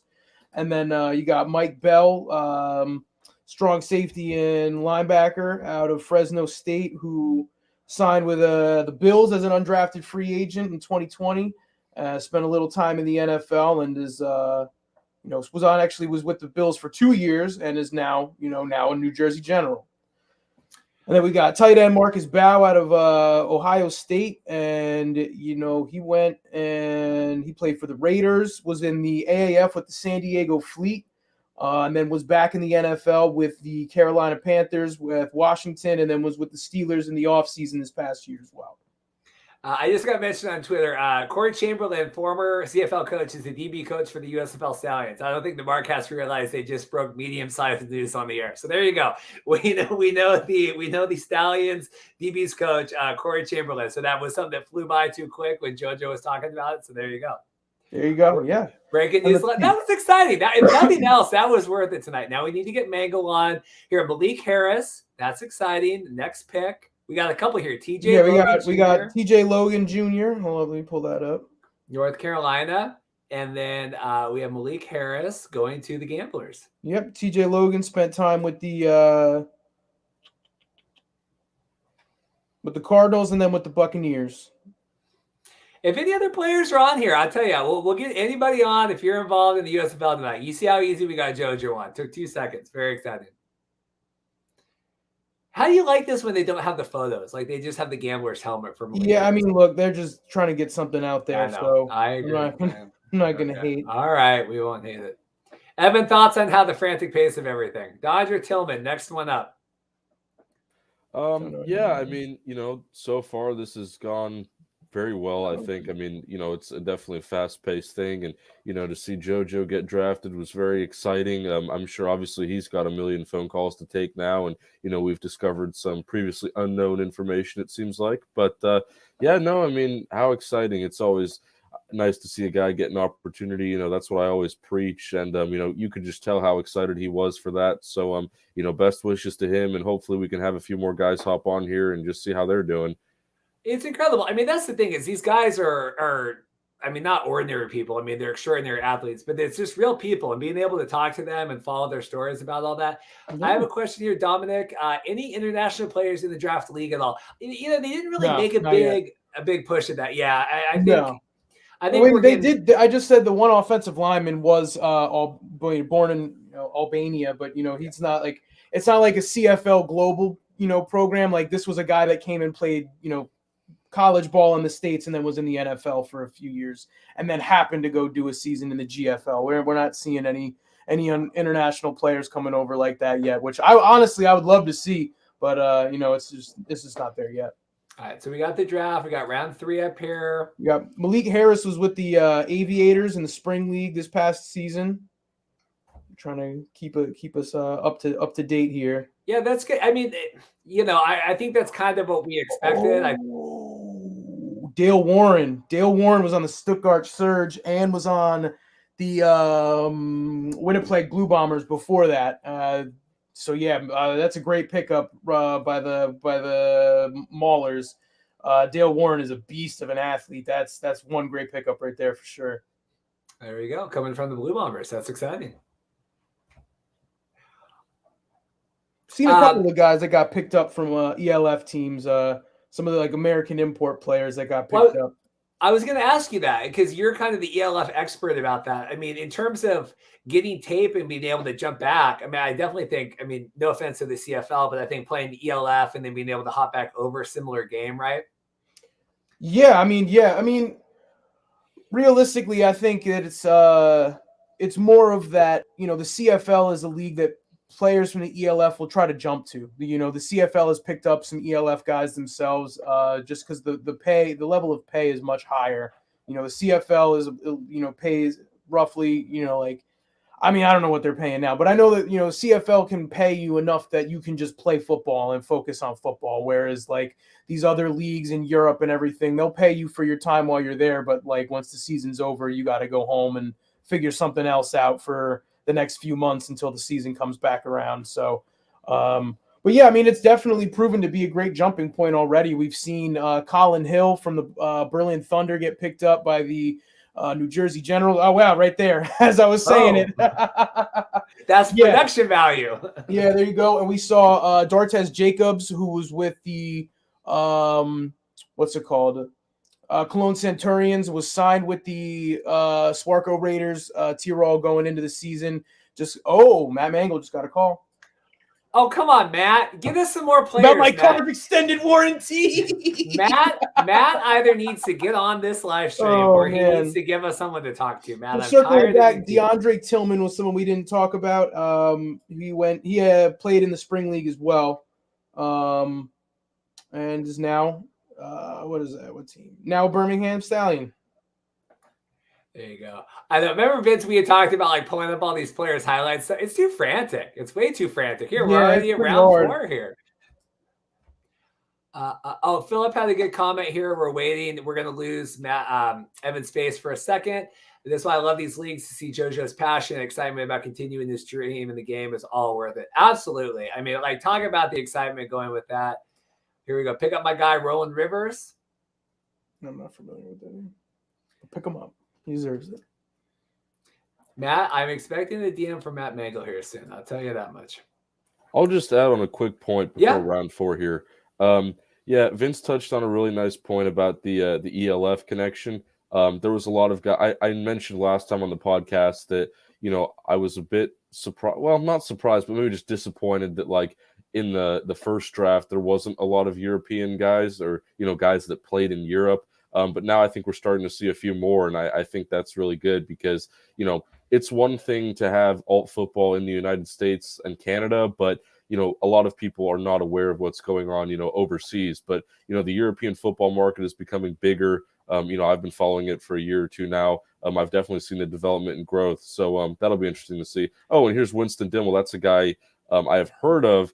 I don't know who he is, but that name does ring a bell there. I'll let you jump on that. Or I'll let Vince get the report for us. Vince will have that picks in. Pittsburgh Ballers here coming out of Kansas State.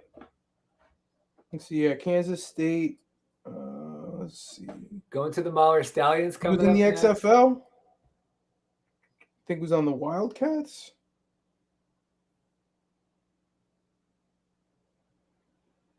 Yep.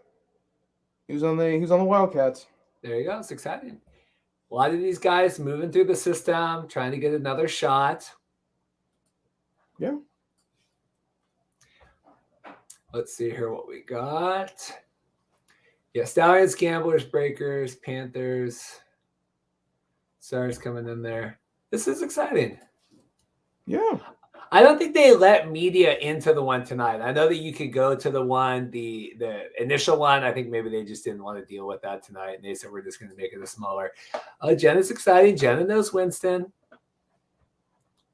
Jenna is the alt football guru here. And we also have a quote here talking about ELF. ELF is more accomplished than actually CFL 8 teams in inaugural season, 12 teams in 2022.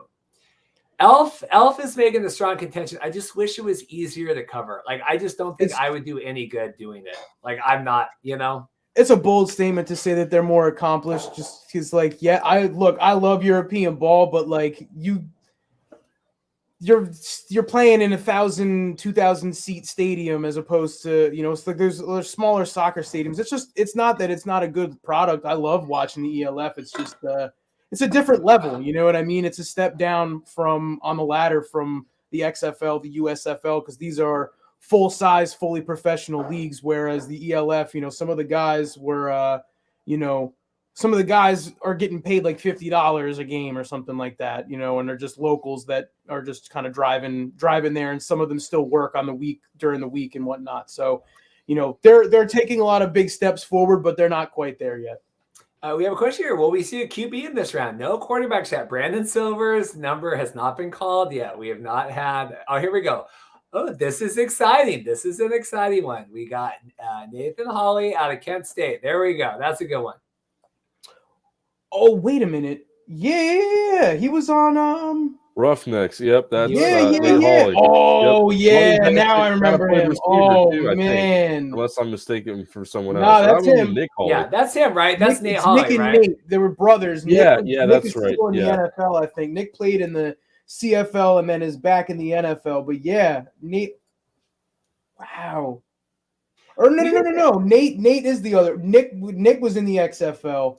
Nate that's was what on I the was gonna say. I Vikings. think I was Played confused. on the Nebraska Danger in the IFL. Was with the Rams and then was with the Calgary Stampeders. And I think was CFL Most Outstanding Rookie 2019, and then was with the Dolphins in 2020. Because Nate plays defense and then Nick plays offense. He was like the running back wide receiver hybrid. Weird that he's go by Nathan now. I don't know if he goes by Nathan or if the league just put it there. You know what I mean? Because I'm like, I know Nate Hawley. Nate was with he was with the Roughnecks in the CFL. I think there was some news maybe about him. Maybe he's going by a different name now. You know, changed it up a little bit. I don't know. All right, we have another pick here. Micah Abernathy out of Tennessee, round 4, pick 27, going to the Gamblers. Yep, he spent time with the Vikings and was in the XFL as well with Dallas. Jenna's going to be excited. A little bit of he was on the Colts and then was on the Renegades. Started one game, had 18 tackles and a sack. Jenna, Nate Hawley, Nick and Nate, twin brothers, twice as much fun. Yeah, twice as much fun for the same. Yeah, Nick Hawley was the Roughnecks. Nate Hawley was the CFL guy, right? Okay. I got confused. It's a common. I always get confused. I loved Nick Hawley on the Roughnecks, but then I never forgot about Nate Hawley either. I just try and think of, Nate is defense and then Nick is offense, but I didn't see the graphic right away. So at first I was just like, oh my God, it's Nick Hawley. That was I just jumped to that thought, I'm going to look this up here. Let me get rid of Jenna's comment. Nate Hawley.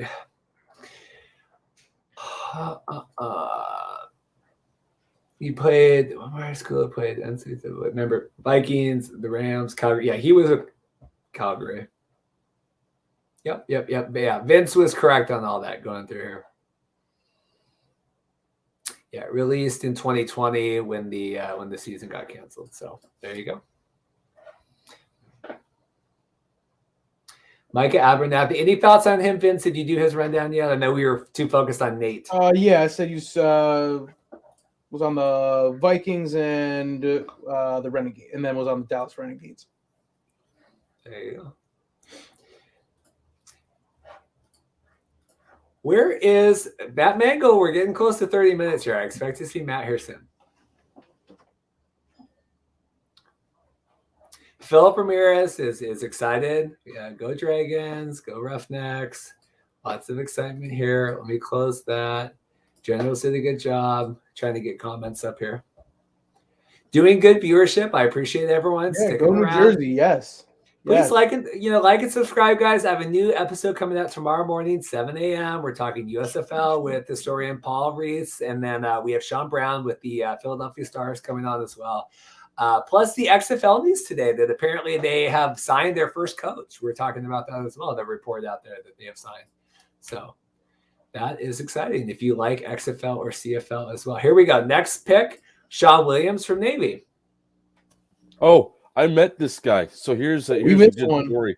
Me and Sean had a great conversation at the Hub Camp back in December. Had an opportunity to meet him. I thought he was an underrated prospect. I still don't know a whole lot about him other than the fact he was very nice when I met him. But congratulations, Sean. That's exactly. And then Sharif Miller out of Penn State. Yeah, see, they kind of and then they go two back to back here. So Sharif was with the Eagles in 2019, the Panthers in 2020, and then was released and was on the Eagles practice squad at the end of 2020, and then spent 2021 with the Cardinals and Falcons. That's exciting. I'm going to send a message here real quick. Why don't you guys keep talking here? Let me see if I can work some magic here. Yep. And then Sean Williams was class of 2018.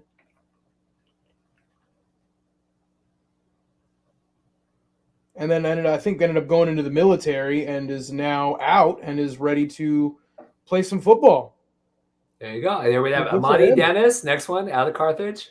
Oh, Amani Dennis. Yeah, that's a another spring league guy. It's a great pickup right there. Congratulations to Amani. I know he was on the Generals as well.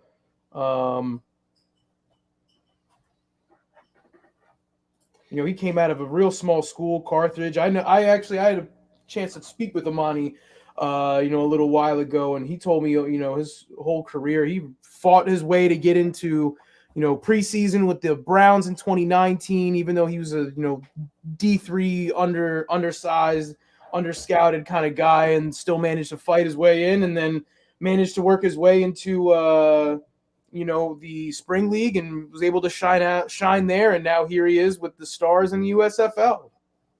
We got Keith Mumphrey coming in here, Michigan State 2 wide receiver.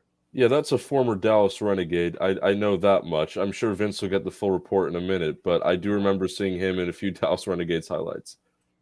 He was a preseason with the Renegades, but actually was with the Battlehawks. Ah, okay, yeah. But you know what? That's weird because I always get confused with those two teams as well for some reason. I don't know why, Dallas and St. Louis, but yeah, I knew he was in the XFL at least. Yeah, you were right on that. He's for Michigan State, yeah. 2 years with the Texans in 2015 and 2016, and then I guess just didn't play for a while. Matt Lyons is happy seeing all the former Cardinals on the Breakers. There you go. Comment in the chat. Who's your team? If your team's killing it, I'm the Stars. Vince is the Generals. Yep. Paris Ford. I'm sending DMs here. I'm trying to get some surprise guests coming on here. We're working through. Jesus, we missed Paris Ford out of Pitt. Pick 30. They haven't put it on here. Oh, they didn't retweet it, the USFL one. Yeah. What team? To the Generals, Paris Ford. We got Paris Ford. Let me go to the Generals. So USFL, it's helpful if you retweet this up. Paris Ford out of the Pit. There you go, safety. That name rings a bell as well. I don't know. Man, he looks like a fun guy. He played for the Rams in 2021. Thank you, Pokemon X. Pit. Yeah, thank you, Pokemon X. You would. Thank you. We got him. Well, I'm going off the USFL retweeting it. So it's hard when Alden likes what the bands have going on. It's hard when the USFL account isn't retweeting it. So that is what we are doing here.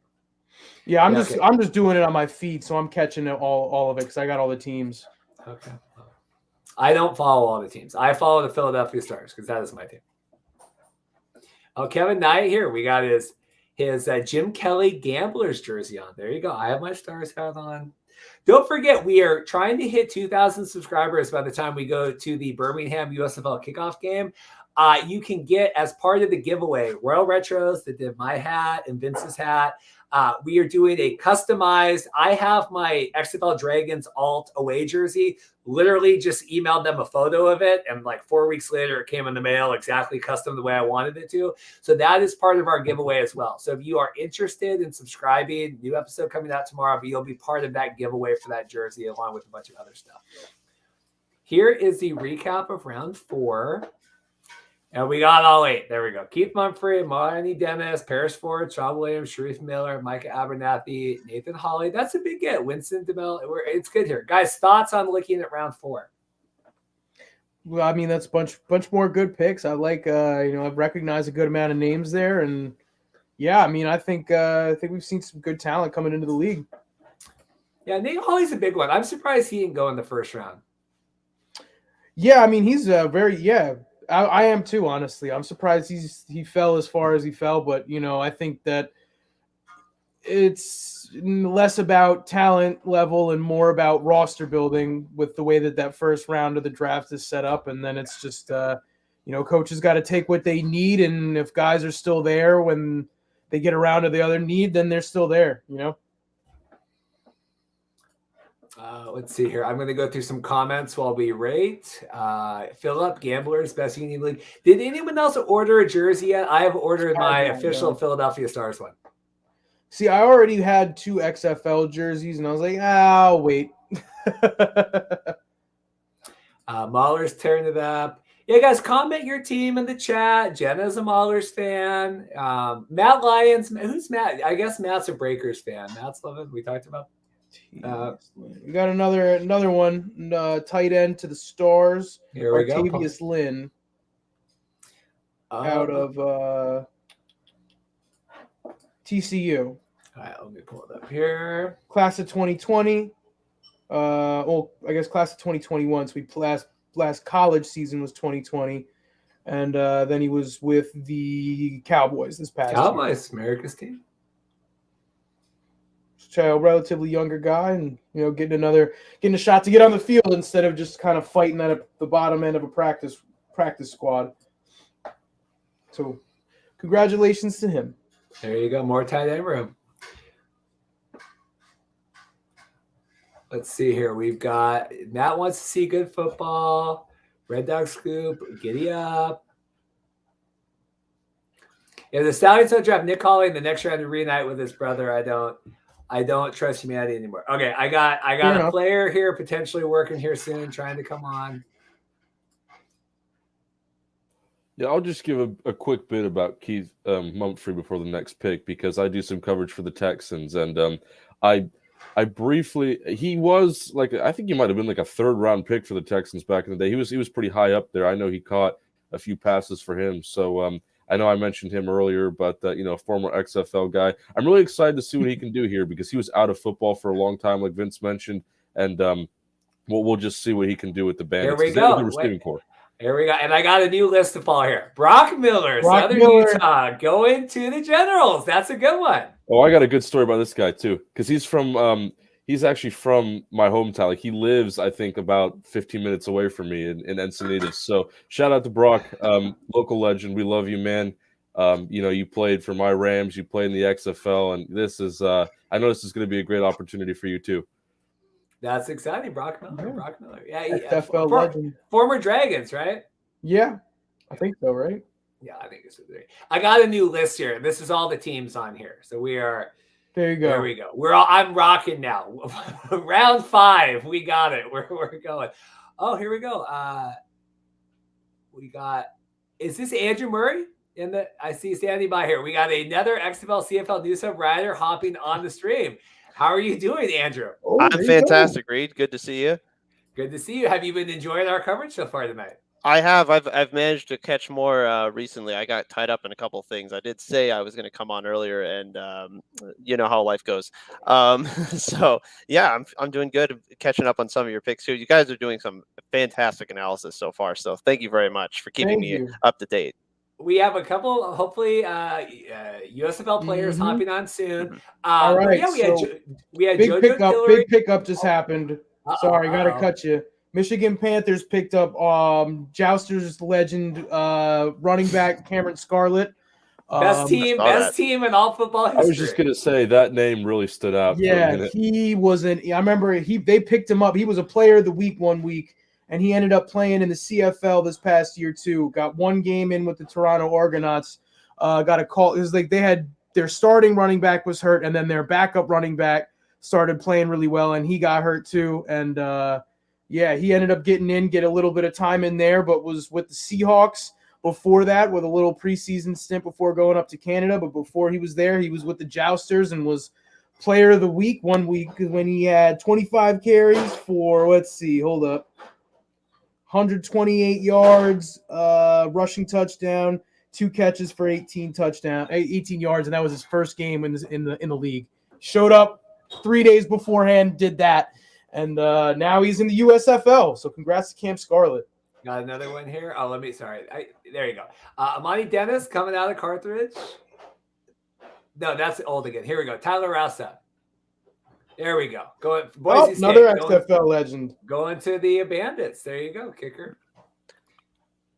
Matt Mengel, you're commenting on the chat. I need you in my video. Yeah, get in here. You know all these kickers and punters, man. Get in here. Matt, I just DM me. I will send you the link. 5 minutes. You saw Jojo. Jojo was on here for like 5 minutes. Get on in here. You have time to comment. Put your kiddo to the side for a minute. Or you leave your beautiful wife alone for a minute and get in here. I want to see Matt. Tyler Rouse. There you go. Someone had defenders. Someone had. Yeah, I know. Looks like it. Yeah. I know Tyler, right? Yeah, he's with the Defenders. Someone said all these Another kickers pickup, don't. Malcolm Elmore out of Central Methodist going to the Pittsburgh Maulers. There you go. Yeah, I saw the comment now that all these special teams are going before Brandon Silvers. He has to be a little sad. I feel like special Tough teams beat. is more important than third string quarterback at this point. I agree with that. Andrew, I what do you have to say? think all the Brandon Silvers stands need to take a step back at this point. Oh, Reed, what are your thoughts on Brandon Silvers? I know his tenure in Seattle was, I guess, tumultuous at best. I'm not sure how you feel about him. Never forget my signed Brandon Silvers shirt here. TV12, baby. Fair enough. Brandon's an interesting guy. I think the most interesting thing about Brandon Silvers is that he looked like Chase and Nick that was on The Bachelorette. Paul and I had a good gag going for about half a year where that was my remember. theory was that Brandon Silvers was secretly masquerading on The Bachelorette as Chase and Nick. And then that was kind of it. You know, Brandon, I tried to get him on when the Spring League was doing their media stuff. It was very difficult to get Spring League people on the show, and they never were able to get us Brandon Silver. So that was kind of where my love affair ended. BJ Daniels, though, was good. What do you think of BJ taking over for Brandon in the XFL? I love seeing BJ just in terms of what he brought to the offense. I mean, suddenly it became wildly more dynamic. Yes. And I love to see that he was still around, to be quite honest. I didn't even realize he was going to be on a roster at that point in his career, but I loved seeing the run pass option that he was able to give for Jim Zorn. And nothing against Brandon. For some reason, it's weird. Brandon Silvers does better in relief than he does starting. So almost as if you would have to start BJ Daniels and then bring Brandon Silvers in. It never happened. That never manifested. Who knows? Maybe it would have happened at some point during the season. But I liked what they were doing with BJ Daniels, and up to that point, that second half against Seattle, and then that whole game against Houston, just very different offensive production.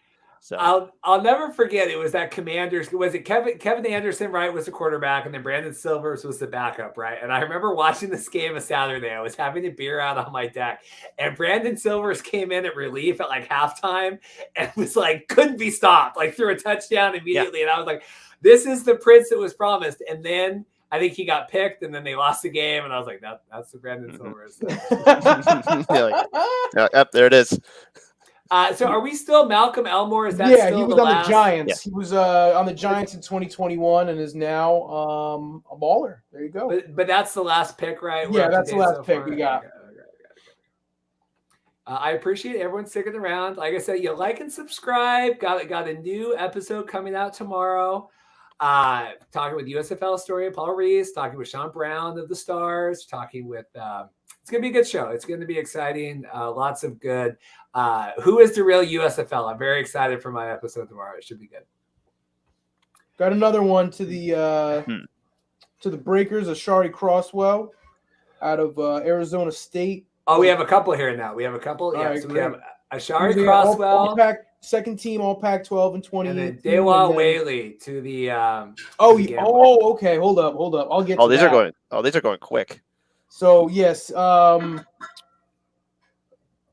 Crosswell, All Pac-12 2018, ended up with the Seahawks in 2021. And where did he land? Was that with the Breakers? There you go. And then we have Jordan Chun here too. They're coming fast and furious here from Troy. So Devois Whaley going to the Gamblers. Devois Whaley was in which school was he from? Arkansas, right? And then he went to the Spring League and was on the Aviators briefly. And then he ended up winning the German Bowl with the Dresden Monarchs in the GFL this past summer. Him being dual citizen in the UK, they were able to bring him in without exceeding their American imports, and he had like 100 rushing yards and 2 touchdowns in the championship game or something like that. He went off, so that's a great pickup right there for the Gamblers. So we have our round 5. Here we go. You see it all laid out: Jordan Chun, Devois Whaley, Ashari Broswell, Malcolm Elmore, Tyler Rasa, Cameron Scarlet, Brock Miller, and Artavius Lynn. How'd I do?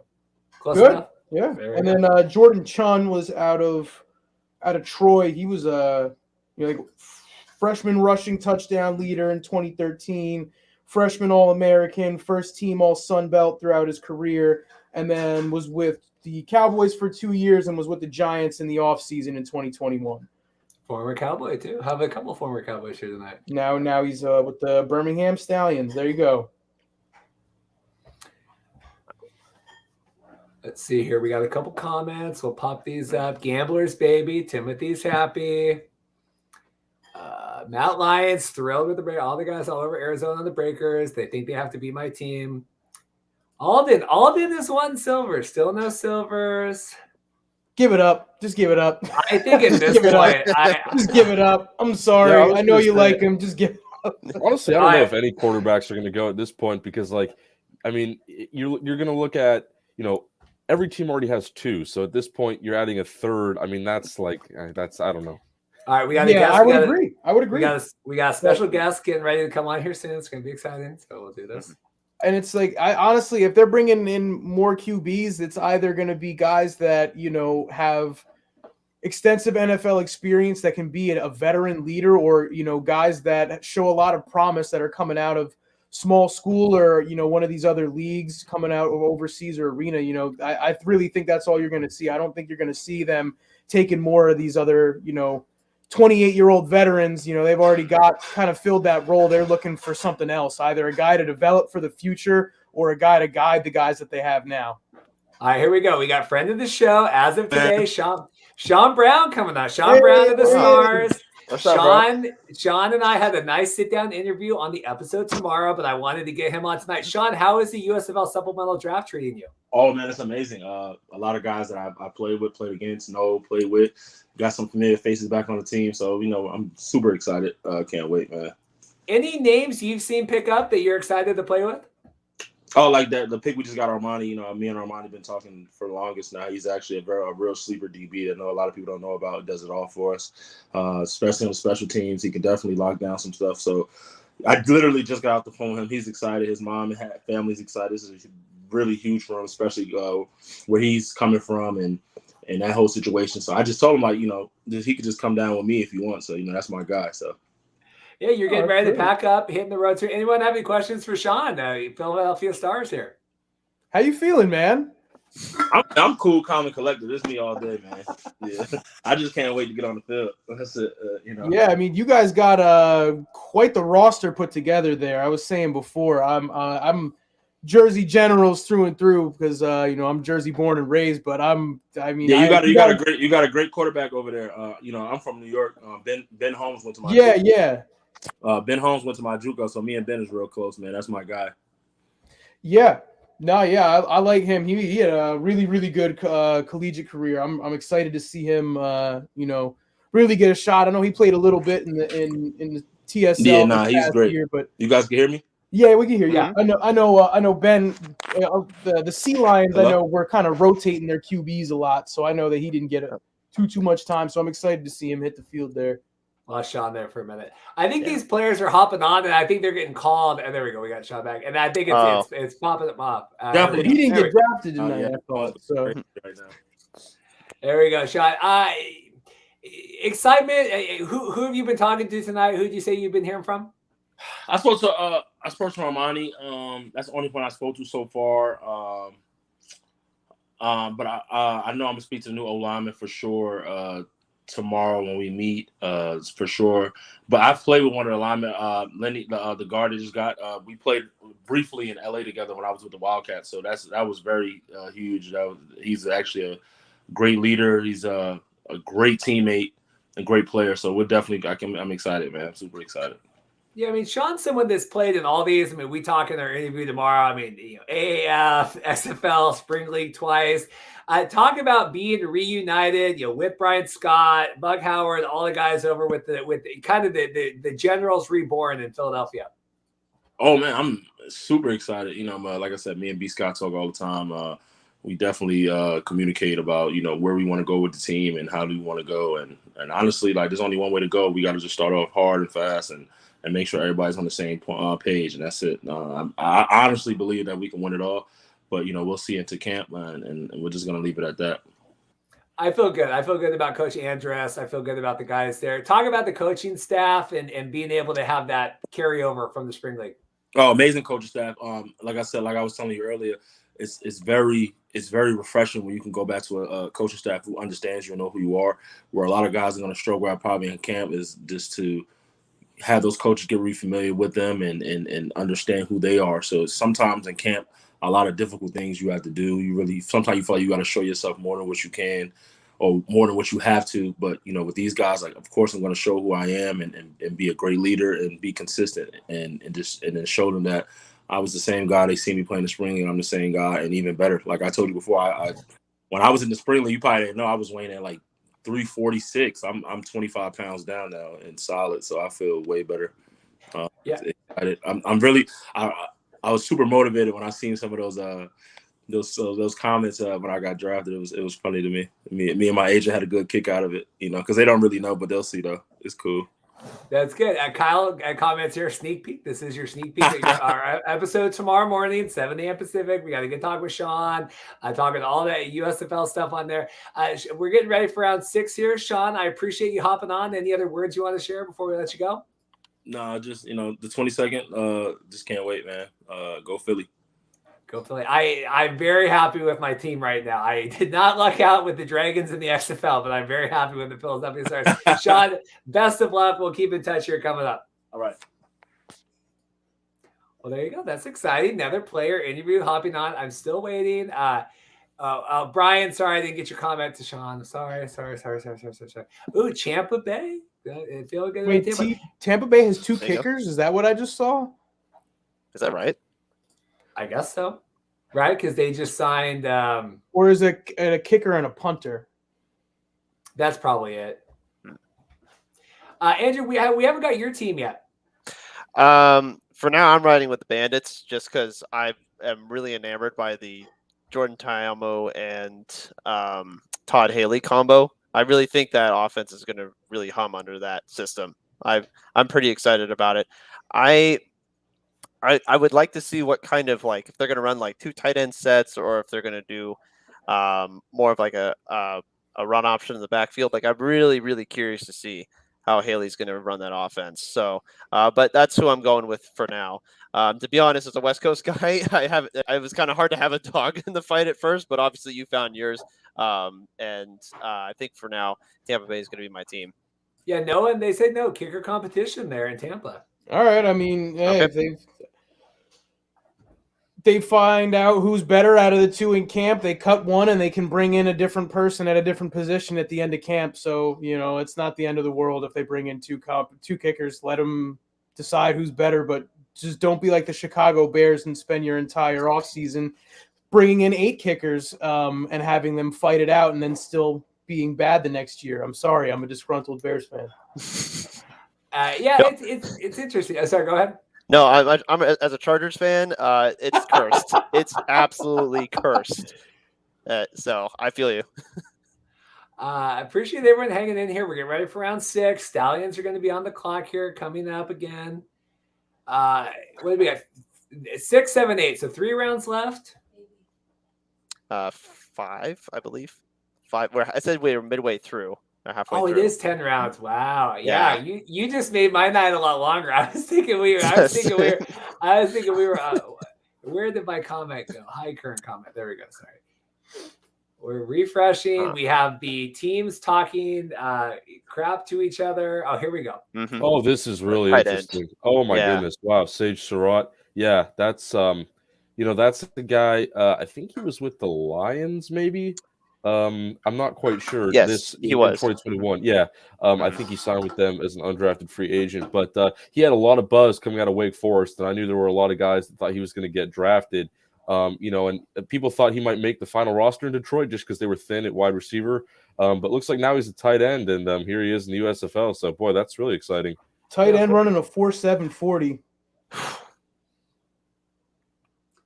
Definitely. Former 6'3", 215 pounds. Good luck covering him. Oh, yeah. Vince feels good about this. Yeah. His brother is with the Vikings too. Chaz Surratt. I think he plays a linebacker. Yeah, he was a 3rd-round pick last year. I remember him. let's see here. How do I'm looking here. No. There we go. If I do that, is that better? Do you guys see more of your faces that way? Do we prefer that? I feel like when we're in the matter to me. Well, I just don't. I feel like when we're in the big chat, then maybe you can see a little bit better of that. Yeah, Sage Sherrod, people are excited. Look at this. You see they're talking smack here in New Orleans. We're yawning. You're just jealous. That's fun. Makes me feel like it's not one person just running all these accounts, which it feels like sometimes. It's just one person just talking trash back and forth to themselves. That's always what I thought the FCF was. I always thought that one person, oh, here we go. We're going to hide that.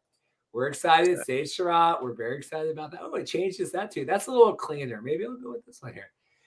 Everyone still wants Zimbalist Williams. I have lots of comments about that. Pokemon's excited. Sage Sherrod.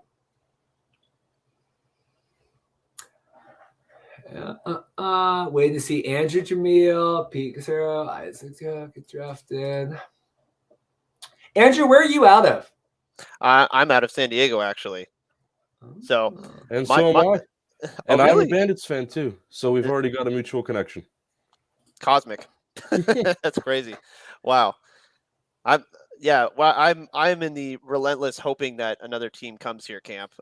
Because after the fleet folded, I was kind of a sour grape for a while. You know, it's interesting. I saw somebody mention Pete Guerrero, who's a running back, and then another guy that I thought of who's a running back that I also want drafted is Jaquan Gardner, with the fleet. And he had the longest rush in the AAF. He had some great showings. I think he's in the draft pool. I know he was on Twitter, talking about some stuff. So hopefully we'll see him at some point. But yeah, that just jogged my memory there for a minute. Yeah, Jaquan Gardner. I haven't seen Nelson Spruce anywhere. I'm not sure if you guys have. That's another one that I haven't. Yeah, that's a name that hasn't come up yet. No. Yeah, Nelson Spruce. We were talking earlier. You missed this part about my Ethan Westbrook story and how I met him at the Rams training camp a few years back. One of my friends really got to know Nelson Spruce kind of on a personal level because he would go to a lot of the training camps on the days where there was the public showing, and he has a bunch of stuff from Nelson. You could say they were good friends. And yeah, I mean, he was big in the XFL with the Wildcats and again with the fleet. I've been a big fan of him for so many years now. I mean, he just kind of embodies, what I like in a player. And there's that Southern California connection. So yeah, I'd like to see him, although there hasn't really been much buzz about him. So I don't even know if he's in the draft pool or if he's aware of any of this or not. But I mean, who knows? There's already been some interesting names. So maybe there'll be some more surprises. Yeah, Noah's high on Spruce. That's good. We're talking Mason Sykes. We got a pickup here. The Gamblers got a long snapper now. Tucker Addington out of Sam Houston State. There you go. No other previous pro experience as far as I can tell. Well, there you go. I don't think there's a picture of him listed, is there? No, I'm not seeing one. He just got the helmet there. Hmm. So you said you're looking for games to go to. If you're missing the fleet, you should go to San Diego Strike Force IFL games. I'm going to. I've looked at that. I've looked at that. Because they took 2 years off. So yeah, they didn't play this past year, but they're finally coming back. I'm definitely planning on going to one of those games. They got Marshawn Lynch's younger brother, Devontae Sapp Lynch, who was in just basically like a slightly smaller Marshawn and is incredible. Yeah, he was with Spokane last year. He was. Yeah, he's crazy good then. He's crazy good everywhere he's played. Yeah, that's right. Go to San Diego Strike Force games. Yeah, I don't think I knew he was in San Diego, but that's good to know. Well, now I definitely got to go to. Well, yeah, because Spokane folded, so they he ended up re-signing very quickly. He's down in San Diego now. Tucker Addington here. I don't have a lot of analysis to give on the long snapper out of Sam Houston State. I'm sorry, Brian, for this one. Was it Marshawn? Wasn't he going to play in the FCF? Wasn't that the whole deal with that? Didn't we talk about that, Vince? He was supposed to at one point. I don't know what happened. I think he may have just said, I don't want to do this. He may have gotten injured. I don't know exactly what happened. But yeah, he was supposed to. But he's been playing indoor for a while. He played a season in Germany. He's an incredible athlete. Apparently, I've been told FCF is going to announce fan control that basketball and baseball coming up soon. It's going to be wild there. It's going to be wild.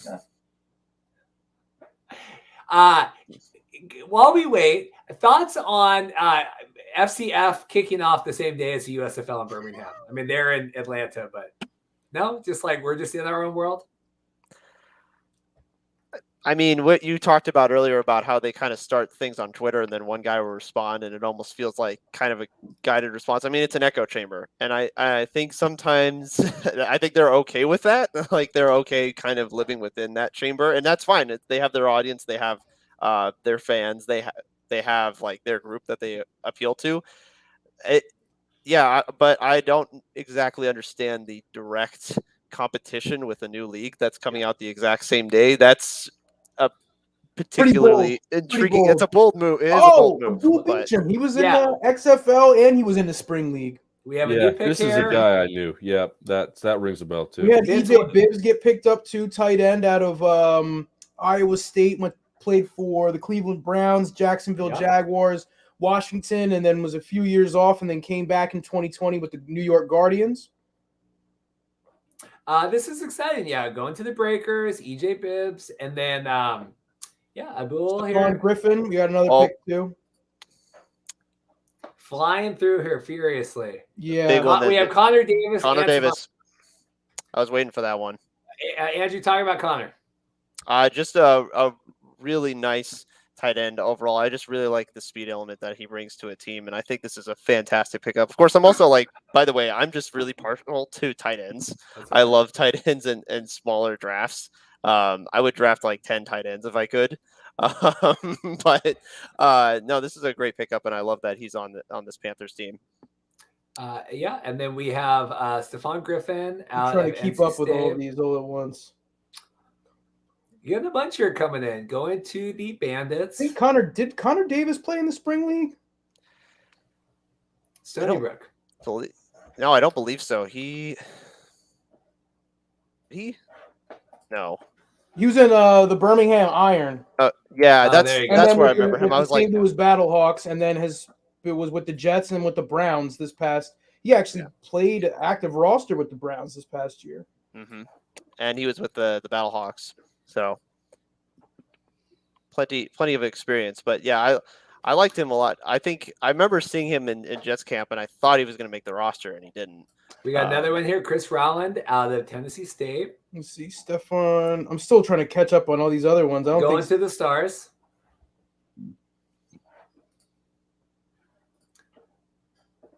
Another wide receiver off the board. We're missing on some picks here and there. Well, no, we're going here. We got to go. Chris Rowland. He is an American football wide receiver. He played for Tennessee State Tigers, signed with the Falcons, undrafted free agent in 2020. 24 years old. That's exciting. Going to the Stars. Right? I got that right? Yeah, going to the Stars. I'll give him a follow on Twitter. Chris Rowland. Wait, I recognize that name. Chris Rowland. Why do I recognize that name? I'm going to. I don't know.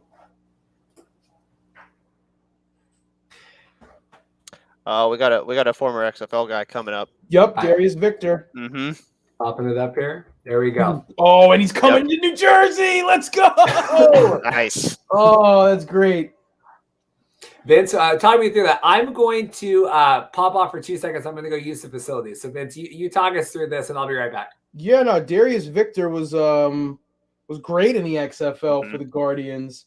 Let's see. He started his pro career with the Saints, did 2 years with the Cardinals, and then a preseason with the Hamilton Tiger Cats before finally landed in the XFL. And I mean, yeah, he was trying to pull up his XFL stats because he was really good from what I recall.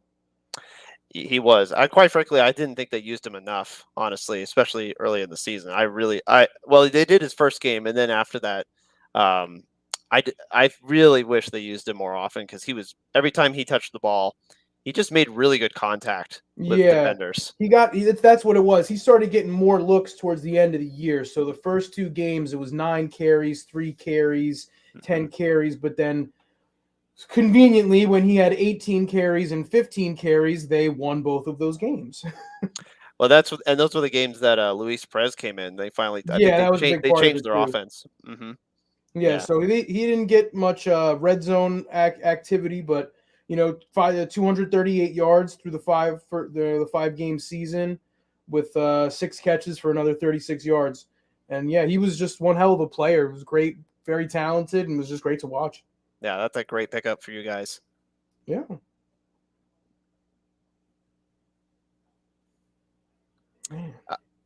The other name, and I'm sure it's been beaten to death at this point, Dontez Bird. He didn't go earlier, correct? I think. No, he hasn't yet. No. Oh, okay. Yeah, that was interesting. I brought him up at the beginning of the stream. We were kind of talking about people who, we wanted to see get drafted, and yeah, Dontez Bird was the first name that came out of my mouth. Him and Rashad Ross, who were both in the XFL. I know Rashad is 32 now, but we've seen some older players go here in the supplemental, so still something to keep an eye on.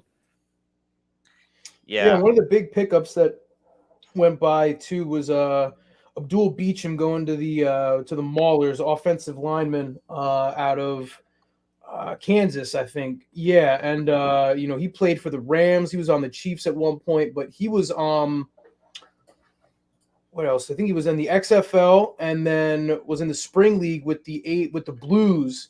And 2020 Spring League Blues, that offensive line unit was like one of the best offensive line units I think any spring football league has seen in a long time, and he was a big part of that. And seeing him picked up into this league is a great move because that's a very, very talented offensive lineman right there. How do we do? I didn't miss anything. I feel like I did. That was a good timing, Reed. Right? Yeah, good job. Very good. Okay. Kevin Knight, long snappers for people too. I understand that. I just don't have a lot of analysis on that. So we are between rounds here. Sage Surratt seems like the big pick. There's Victor. So that's good. We're excited. Comment on who your favorite player is so far. Oh, here we got round 7 coming up here. Eric Brown. Yep. Out of Merrimack. Yep. Played in the CFL. Let's see. Doesn't say what year or what team. I think Rough Riders. Class of 2019. Well, that's exciting. Oh, and he played in the Spring League too. There you go. Played in the Spring League with the Aviators, and was on Edmonton as well. And I think played in the Spring League this year, and then went up to preseason with Edmonton. I don't know if he got to play much with the Elks, but yeah, I will say the coolest thing from covering Spring League like November 2020, and now seeing McLeod Bethel-Thompson is the starting quarterback in Toronto. I think it's the most incredible thing. Like I just can't get over. And I know he was like obviously had popularity before and success. Yeah. I mean, I understand that, but it's still as someone that kind of started my podcasting career talking about that, and seeing him go up there is tremendously exciting. So it proves, I mean, Brian Wood, say what you want about him. Spring League gets players to leagues, So, this is funny. We have a Tucker Assi is going to be in Canton one day if the Gamblers make the playoffs because that's funny. CFL, Bayardo, Argos in the chat. Get some CFL love going on. Would love to see Victor Varantos from UNLV get a shot. I have a feeling we're going to get a bunch of them back to back here because it seems like it's slow start for the round, and then they'll tweet out a bunch on there. Here we go. TSL champs, CB Dallas, Suzuko. There you go. Ready to go.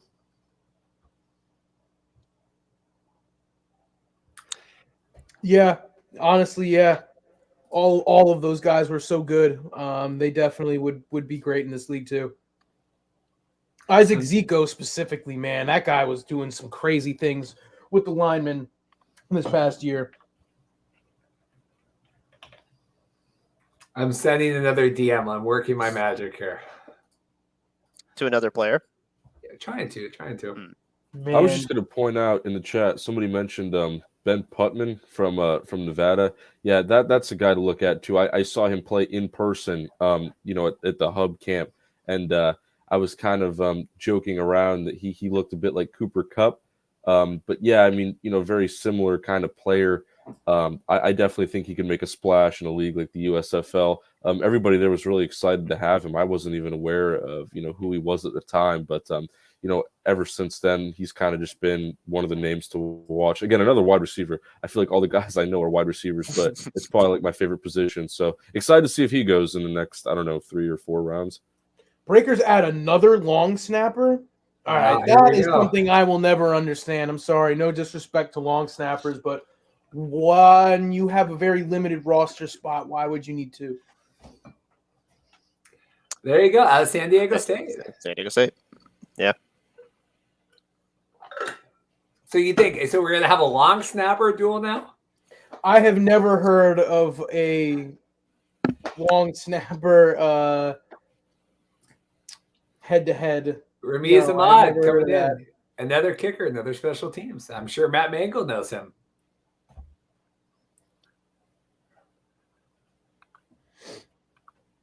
Yeah, I'm not sure. Ramiz. Coming out of Nevada, going to the Maulers. So we finished round 7. And then what's the next Matt one? Mengel says he's crazy good. Ramos is crazy good. Yeah, he went to Nevada. Let's see. Mhm. And then has some NFL experience. With he was I think he was one of the kickers the Bears picked up in their massive carousel at one point. Love that. But yeah, no, great. Friend of the show, Connor Falk, XFL Guardians fans should be excited. He's excited for Darius Victor. Marlon Williams coming out of Central Florida. Here we go. Round 7, 52, going to Birmingham. That's another pick. Vince, anything on him, Marlon Williams? Give me 1 second. I don't remember. Vince's fingers are furiously flying. Going off. So the UCF, right? Yeah. Class of 2020, was with the Texans as an undrafted free agent going into this year. That was just as a rookie. So this will be his second season of professional football. Here we go. Got another inside linebacker, Gabriel Sewell, going to the Stars. That's exciting out of Nevada.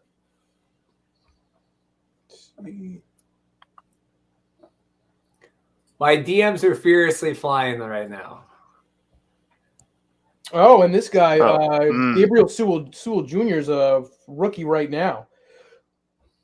Another guy straight out of college. Straight out of college. I think he's also the brother of Panay Sewell, the tackle for the Lions, if I'm not mistaken. Yeah, I believe and so. his older brother, his dad, Gabriel Sewell Sr., I think was a former NFL player as well.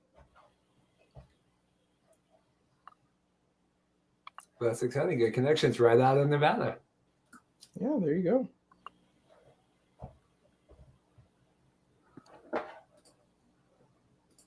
I'm going to, let me see if I can get this going here without breaking anything.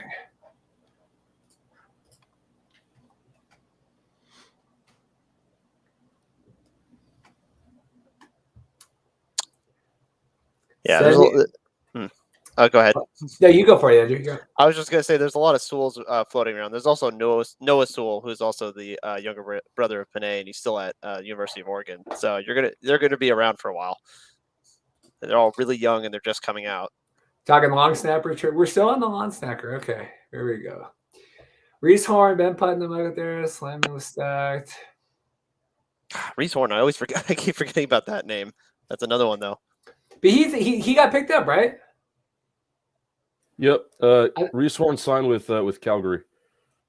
Oh, that's right. That's right. Yeah. That's right. I was like, I knew I was like, did he? Yes.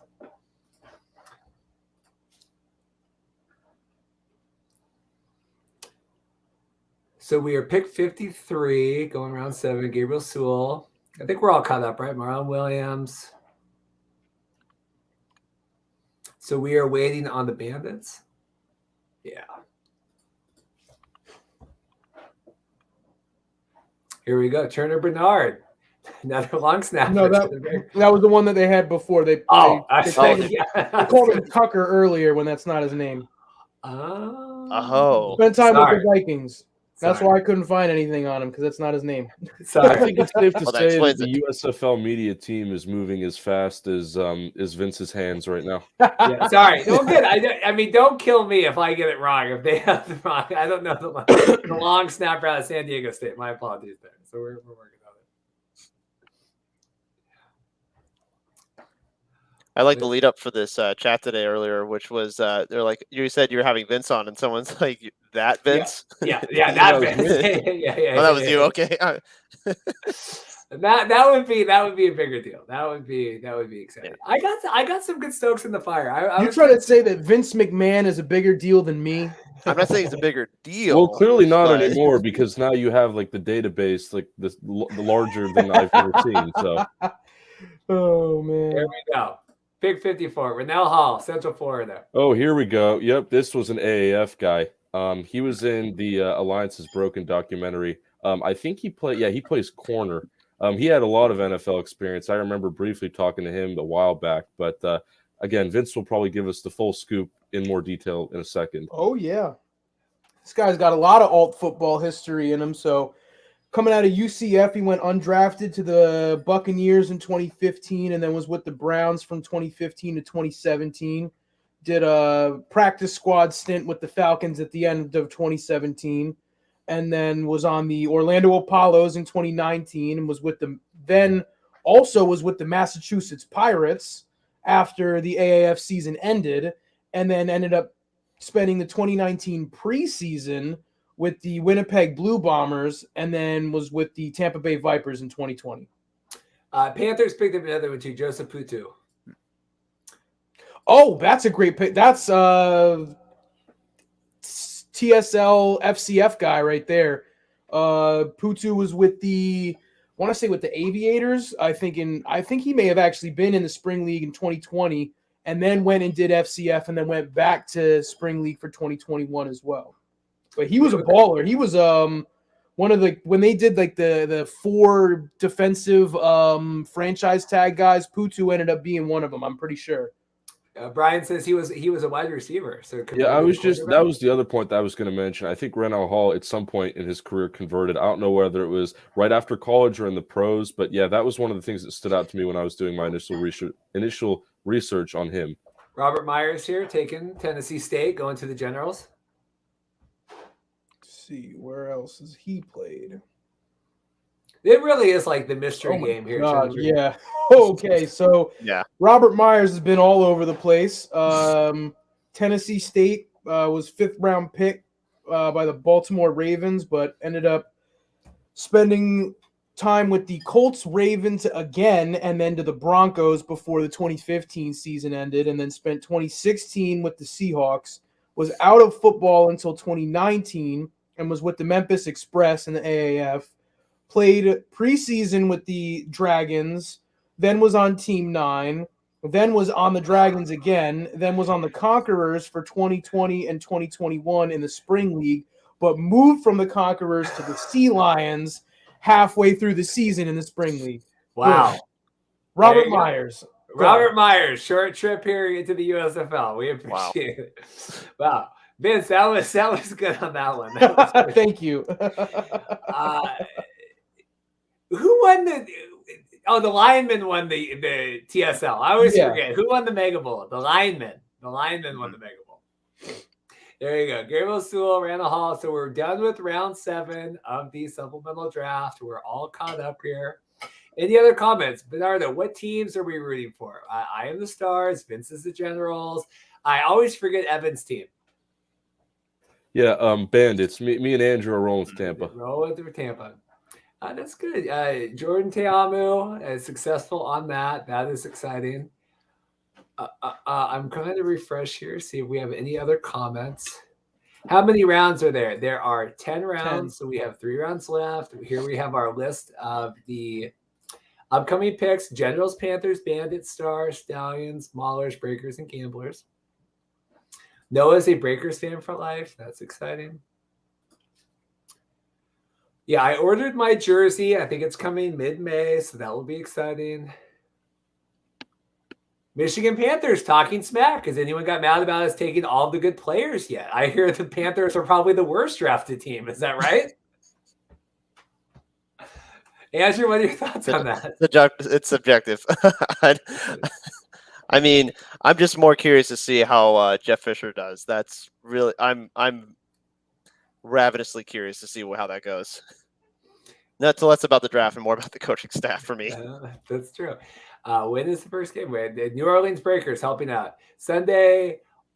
Well, that's not the first. That's your first game, New Orleans Breakers. They're asking they're asking when is the USFL's first game. Okay.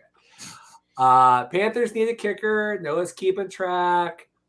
Perry says the 29ers had proven running back says with their Galloway is not getting an opportunity.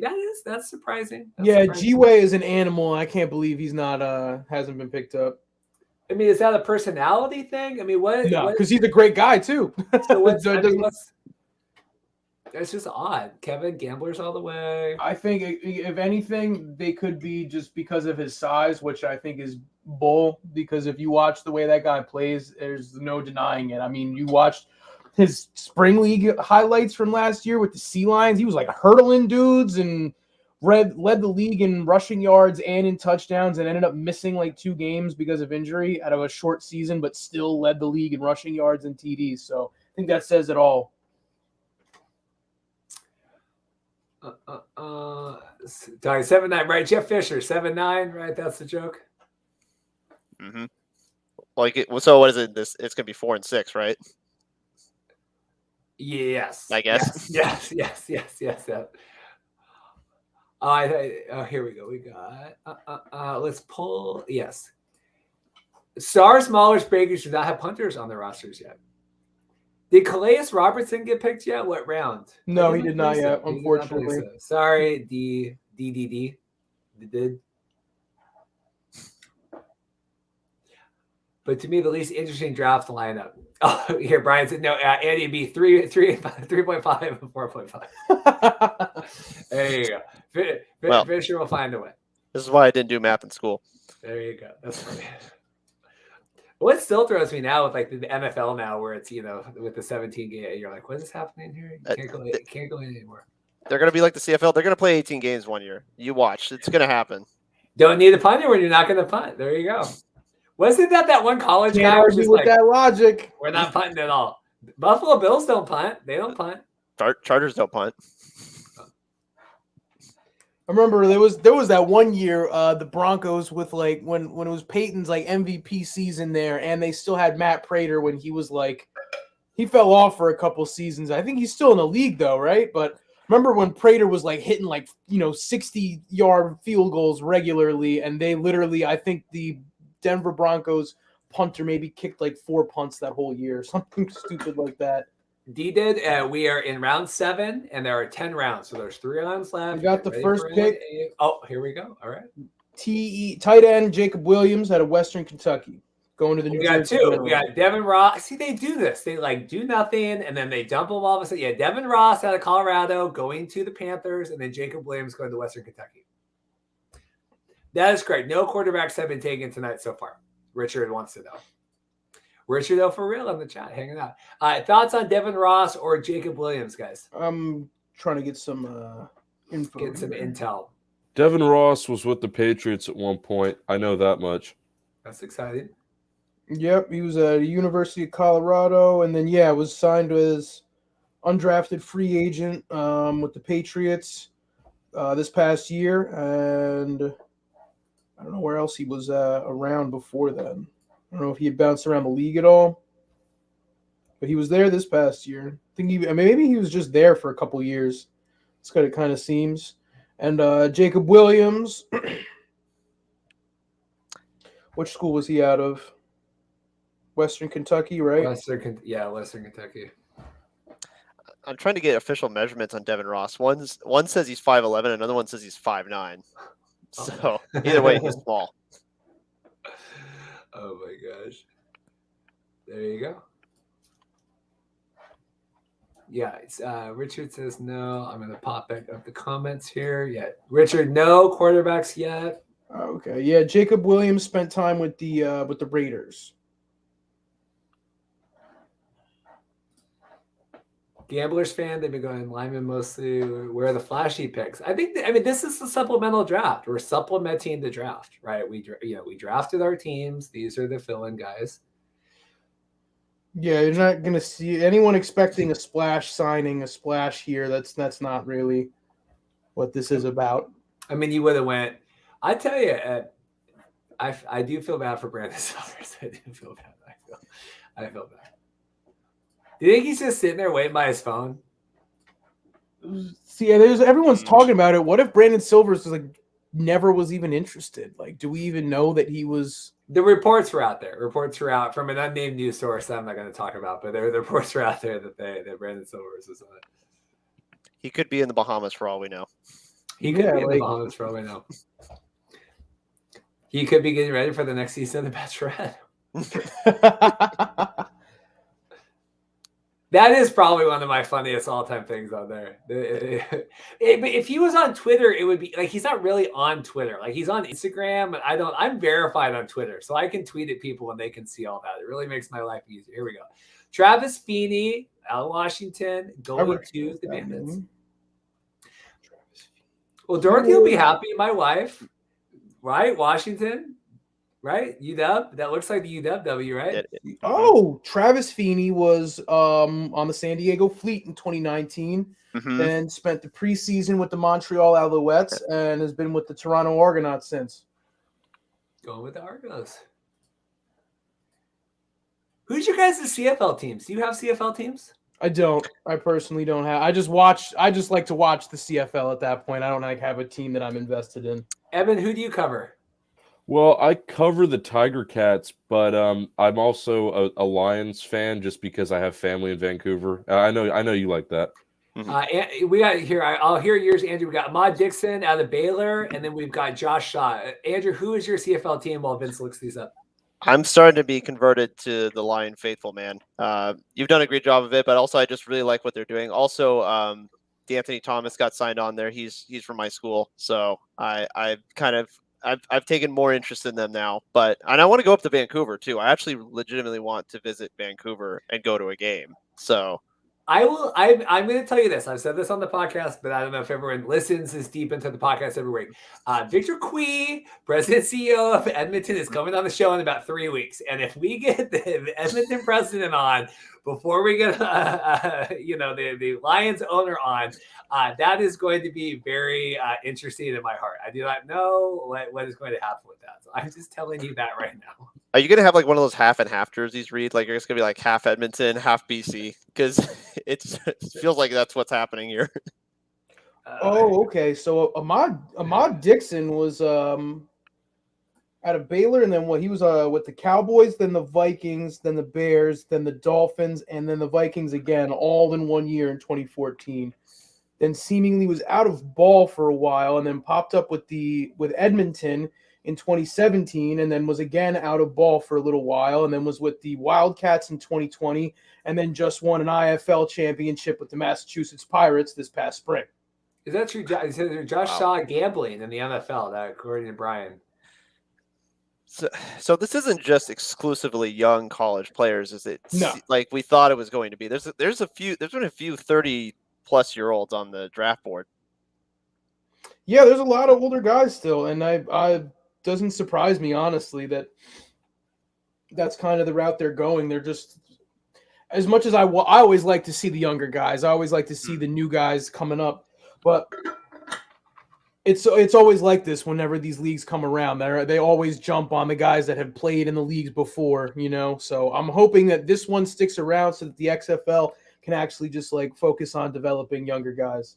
We got Hunter Tedford out of Utah, tight end, going to the Maulers, another tight end off the board. All right, Hunter Tedford. Yeah, Josh Shaw was with the Bengals, the Chiefs, the Buccaneers, and then the Cardinals playing in 2019 with 108 tackles, one fumble recovery, 1 interception, and 7 pass breakups in his NFL career.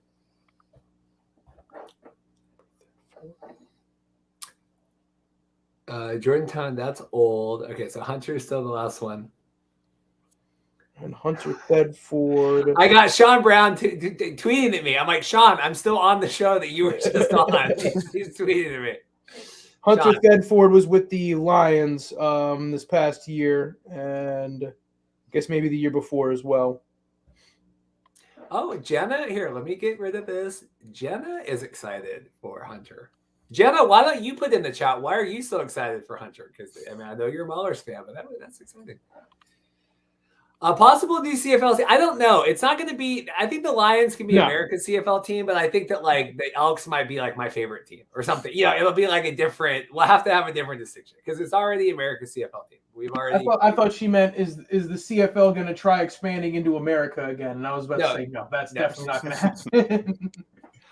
Richard wants to know he's at work. I hope he watches this whole stream later. We've already had JoJo on, and then we had Sean Brown on the show. Who do we think has had the best draft so far tonight? Really hard to judge in the moment. Tonight? Yeah, it's really hard to like. Oh my god, I have no idea. The Generals, because we got Darius Victor. Here we go. Safety. Jerry Elder. Oh, that's a great pickup right there. Talk to me, Vince.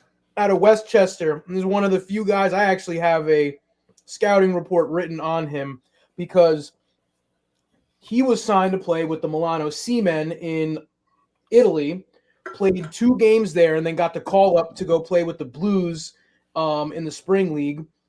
Ended up returning a blocked extra point for 2 points, and then at the end of the season went back out to Italy and played in the championship with the Seamen. I mean, they ended up losing, but he had an incredible game that game too. He was playing both sides of the ball out there as opposed to just playing defense here.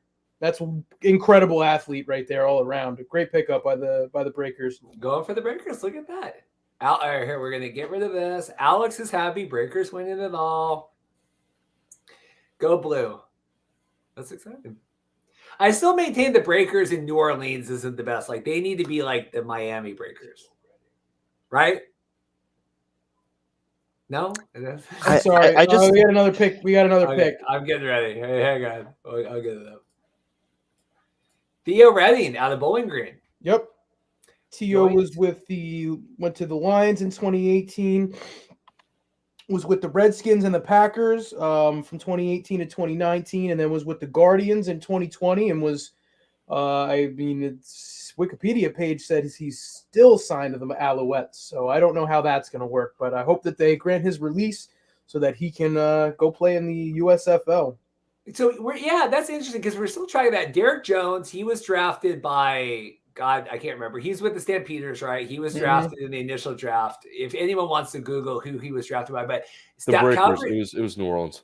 Breakers, Calgary is not going to release him. And he was on the show, I think 2 weeks ago. And I kind of thought, okay, this is going to be over. Like, right. I mean, they're going to release him. He's still not. And he's saying he's not going to play now. I mean, that's really interesting. I didn't expect that. I just thought they would release him, Yeah. Here we go. So we got round 8. All completed. That's exciting. Make sure you guys like and subscribe. New episode coming out tomorrow morning, 7 a.m. A bunch of interviews coming up. Sean Brown, who was on the show earlier tonight. And then we have USFL historian Paul Reese. We're talking all about the divide between with the lawsuit and the old USFL and the new USFL. So it should be an exciting show. I'm very happy with the interview I did with Paul today. Any other thoughts on round 8? I think in the comments, Breakers disappoint. Alden, why are you so down on the Breakers? Noah just wants one more kicker taken. Alex, there's no team in New Orleans where the Breakers used to be in Boston. No, that's true. Noah thinks they're going to be nasty. Lots of people happy with the Breakers right now. Andrew, what are your thoughts on the Breakers so far? I want to see if they're going to draft a third long snapper. not just all I'm waiting for now. Right? Oh my god. Brian, yeah, right. Let's see here. Okay, so we have the Red 9 Stallions coming up, Gamblers, Panthers. 2 more rounds. This is exciting. Yeah, I'm happy that they're being way more expedient this time around because the first go around was fun, but man, it was a slog. Well, and I missed that whole because we started at 4, so it's 6, 2 hours. Yeah, I mean this will be done in half an hour. Yeah, that's what I was literally just calculating. My girl texted me, "How much longer are you going to be?" So you tell her we do got the math. Yeah, probably half an hour. We got people tuned in here. We have a couple late ads. I'm hoping they hop on the show here if we go long enough. So, look at this. New Orleans talking smack. Wow, are we supposed to be winning every round? Wow. It's like copy paste for every Twitter handle. Is it for right? every Yeah, team. it's totally, that's funny. Here we go. Marquez Tucker going to the Stallions. All right. Vince is on out of Southern Utah. XFL guy. I guess that's not surprising, right? I mean, but I guess at this point we shouldn't be too surprised. A bunch of XFL guys, a bunch of spring league guys.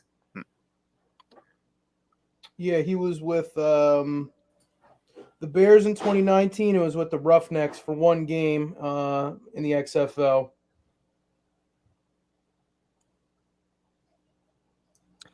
Just a game? Just one game. Yes, just one game. Oh, that's interesting. And just them? He didn't go anywhere else? No, I didn't go anywhere else as far as I could see. Yeah. There you go. Gamblers coming up next. Stallions.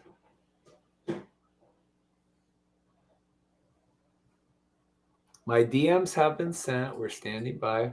Oh, here, sorry. Gotta get back to this list. I tell you, I wish the USFL would release some of these like cool graphics they have. Like I'm having to like hack over like a lot of the graphics they release. I wish they would put together a better graphics package for the media. Well, you have to say thanks for entertaining us tonight. Good. Looking forward to the season. Brian, I hope you check out the episodes tomorrow morning, 7 a.m. It's going to be good. So the Breakers are the Renegades of the USFL a disappointment? Were the Renegades? I don't think the Renegades were a disappointment. The Renegades just had unfortunate injuries. I think the Landry Jones injury sucked, and they didn't really have much of an answer after that. Yeah, I mean what the hell is it? Landry Jones. I mean, that's just they were kind of all in on that, and I just don't think it ever really panned out the way they wanted it to. We are still now. I guarantee there's going to be like 3 draft picks here, like immediately. Yeah, I think you're right. Let's see here. Wow, Brian. That's we don't like to say that word on here, but I appreciate the conversion. Lots of work goes into this. So, Alden, I'm not telling you to get off the stream, but I think if you're waiting on Brandon, I think you might be waiting a long time. I hate to tell you that. It would be so funny if Brandon Silvers got taken with like the very last pick, like just as a joke. Oh, I like feel like at this point we have to have him on the show at some point. Like, you know what? eventually, For that guy's sake that's been complaining about it the whole time, I hope he ends up on the Breakers. Oh my god! Watch it! We are still waiting. That's okay. Tyler Polka. We got a new one. All right, Yep, the former XFL Guardian. There you go. To the Houston Gamblers. I tell you, you know that they don't use any like XFL uniforms or anything. Oh, sorry, I gotta get rid of it. He was one of the extras, like that was playing as the football players in the what's it called? The Kurt Warner movie they just put out. I watched that movie. Did anyone else watch that movie? I did. Phenomenal movie. Did not, but Tyler Polka was one of the wide receivers in there. He was on DC, not on the Guardians. My apologies. We got Tejan Karama too, coming out of BYU to the Panthers. Yeah, Polka's interesting. He's a hybrid receiver quarterback. I'm wondering what his role is going to be on this team. He was a receiver in the XFL. I remember that. Right. So, but I think they let him throw a pass, didn't they? Or like 2 passes? I mean, they may use him for like gadget plays and things like that. Yeah, I was gonna say he seems like a Julian Edelman to me, where he's gonna be like a receiver, but they'll bring him in on like some special situation. You know what I mean? Like you see that in the NFL sometimes. I like that. And plus, like, God forbid anyone gets hurt or anything. I mean, I think having some of these dual threat guys is just going to be really helpful too in terms of roster spots and stuff. I just have to imagine. Let me get rid of this. I mean, it's about Richard. We're doing this all the time. This is my life stead now. I'm getting up at 5 a.m, checking on USFL press releases. I mean, this is what we do now. Bobby, I don't think we're getting a QB. I think a QB would have gone if we were getting a QB right now. So then the Panthers had picked up offensive lineman Tejan Koroma. There we go. Koroma out of BYU, who was with the Kansas City Chiefs in 2018 as an undrafted rookie, and then was out of the league a couple years, was with the Roughnecks in 2020, and was with the Jousters in 2021. With the Jousters. I like that. Words cannot describe the disappointment I have when we opened our package from Brian Woods and it was not a Jousters jersey. I saw Brandon and I saw a Dragons jersey as part of the picture, but it is Wow. Brandon Haskin, not Brandon Silvers. Oh, yeah, you were totally that. But this is interesting. We're getting the Dragons. I'm surprised because from what the people I have talked to in the USFL, they are very anti, we do not talk about the XFL. Like if we were still the XFL Markcast, they would have a problem with that. I am surprised that they are showing the Dragons jersey here. That is very surprising. I mean, talk about this. I'm going to go grab something to show. Talk about this. Yeah, I mean, Brandon Haskin. Yeah, he was with the Dragons in 2020. It looks like he may have actually played some indoor ball at some point. Yeah, he was with the Iowa Oh my God, yeah, he's played a bunch of indoor here. He played with the Iowa Barnstormers in 2018, the Spokane Empire in 2016. And there's probably honestly even more. There's just no one ever keeps good track of all the people that play, in indoor. But I guess it looks like he was on Team 9 at one point as well. I just want to show this off. So we're trying to get our subscribers. We're trying to build up to 2,000 before the kickoff.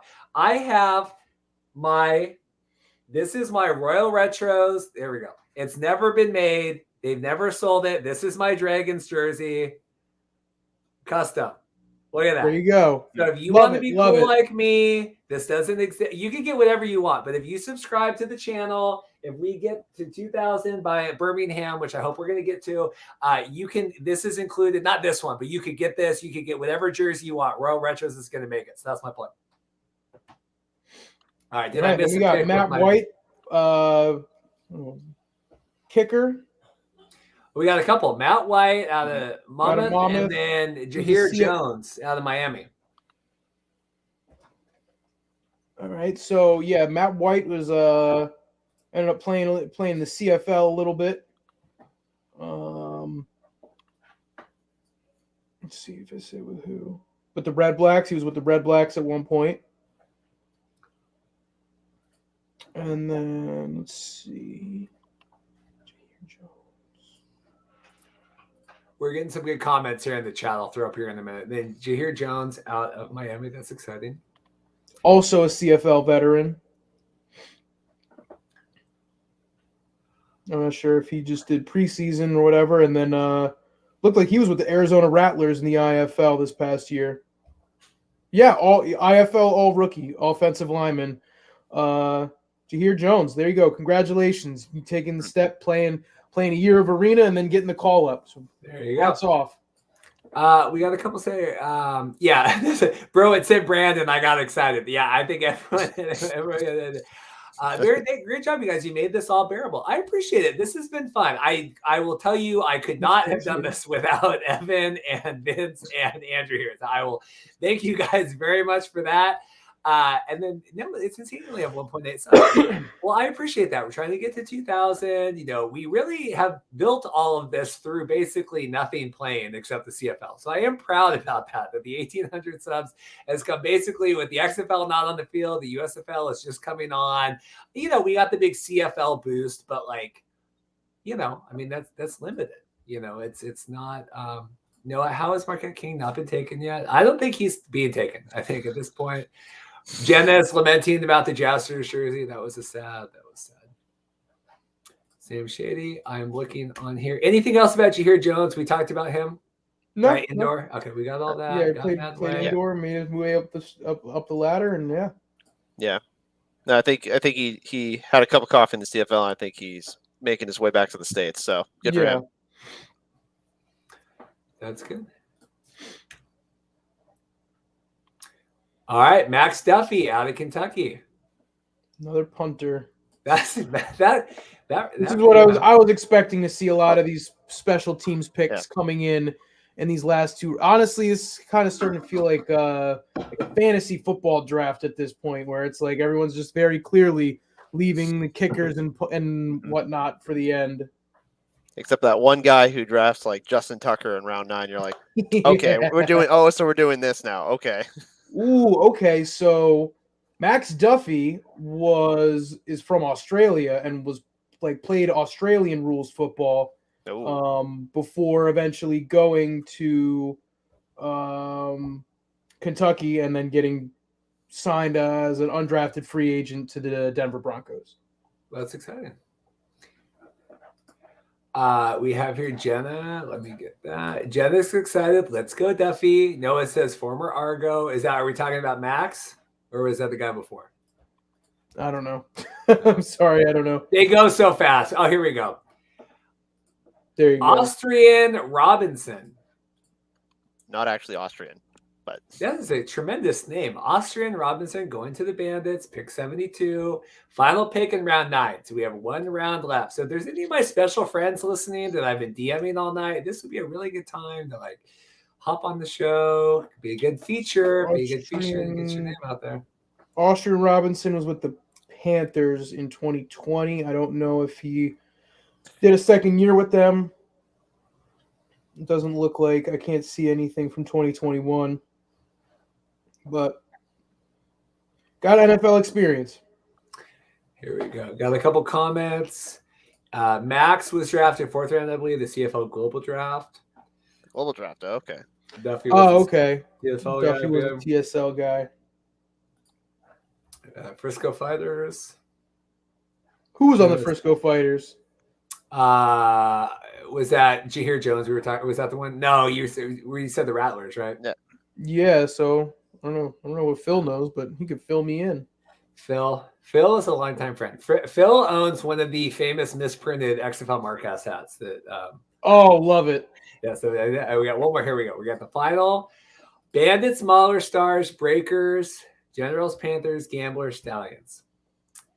Going in the final round here. Yeah, Phil's a long time. He's a long time. Oh, I didn't mean to get out of there. There we go.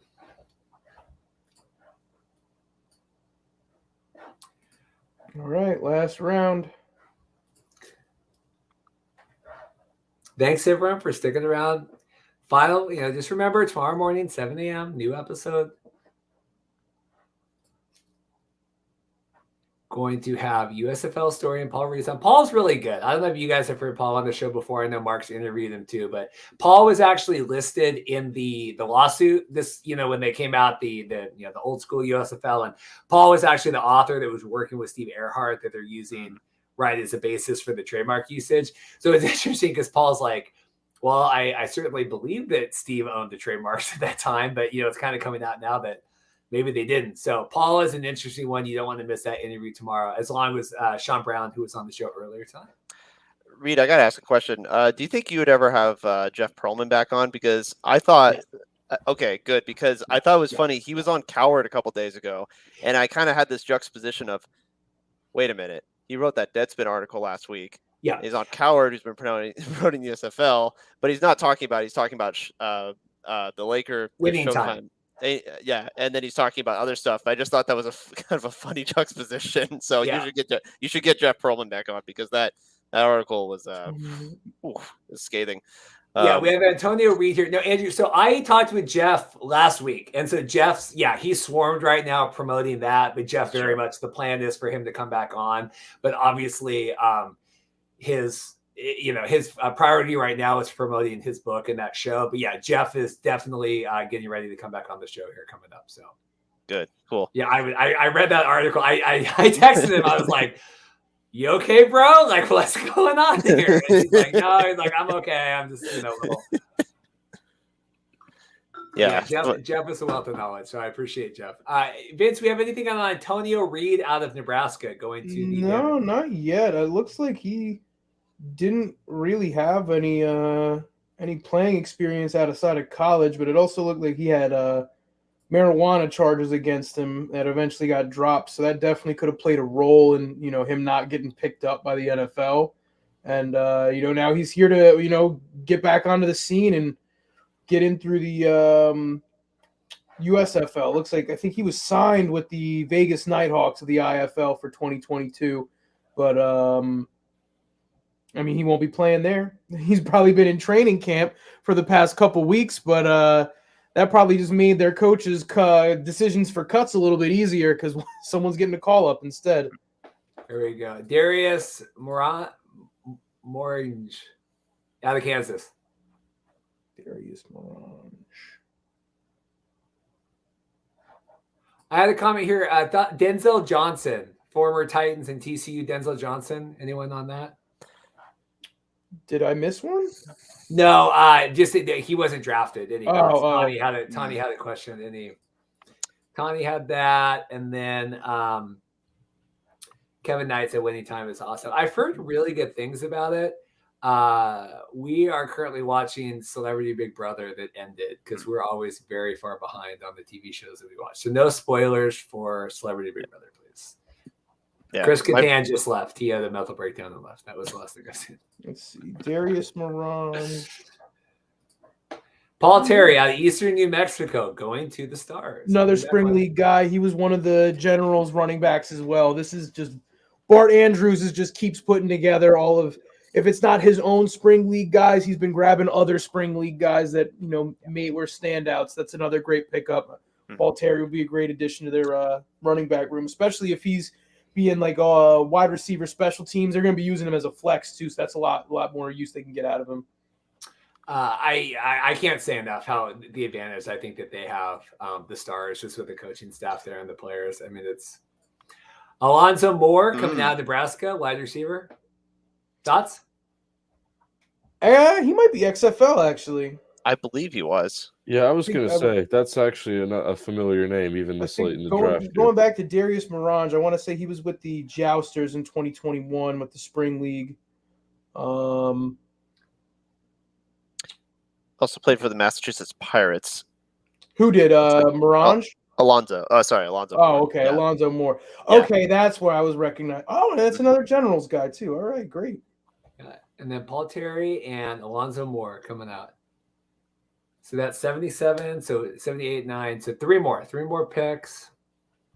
And then we'll probably do some questions here, and then we'll get out. But that'll be good. In and out 3 hours. That's not too bad. Alonzo Moore was on the Seattle Dragons. Sorry. There you go.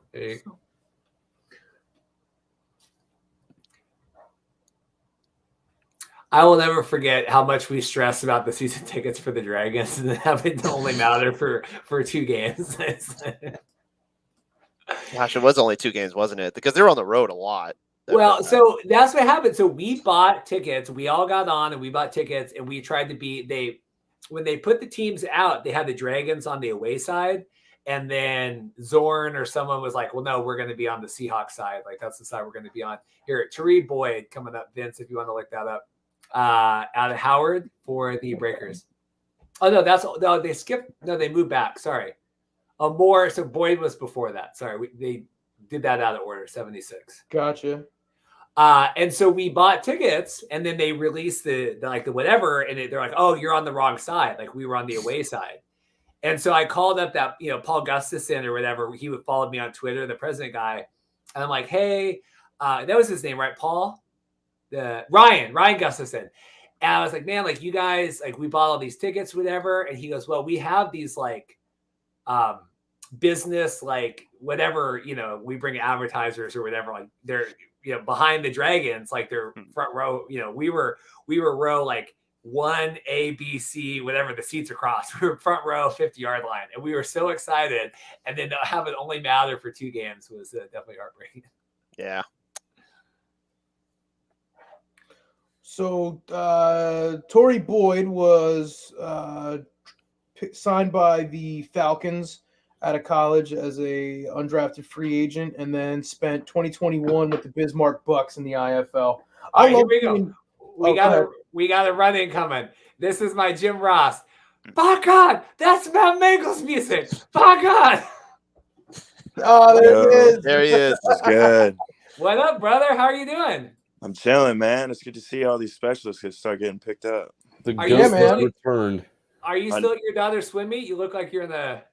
No, I'm tired, but nah, she was just had swim lessons. But I'm home, had a few minutes to hop on, so I wanted to come say hi. What's going on, man? How you doing? I'm chilling. Just seeing a lot of my friends getting picked up, man. I've been training with Rousa, Miller, Matt White, he was up in the CFL. You know, Mike Carasosa, a lot of the specialists I know. So it's gonna be really cool to just be out there in the same city with all of them. It's pretty much just probably all just gonna hang out all the time. Lots of familiar faces. I've been talking with a lot of these guys. We're seeing a lot of the people that they like going around. Who have you been excited to hear get picked up tonight?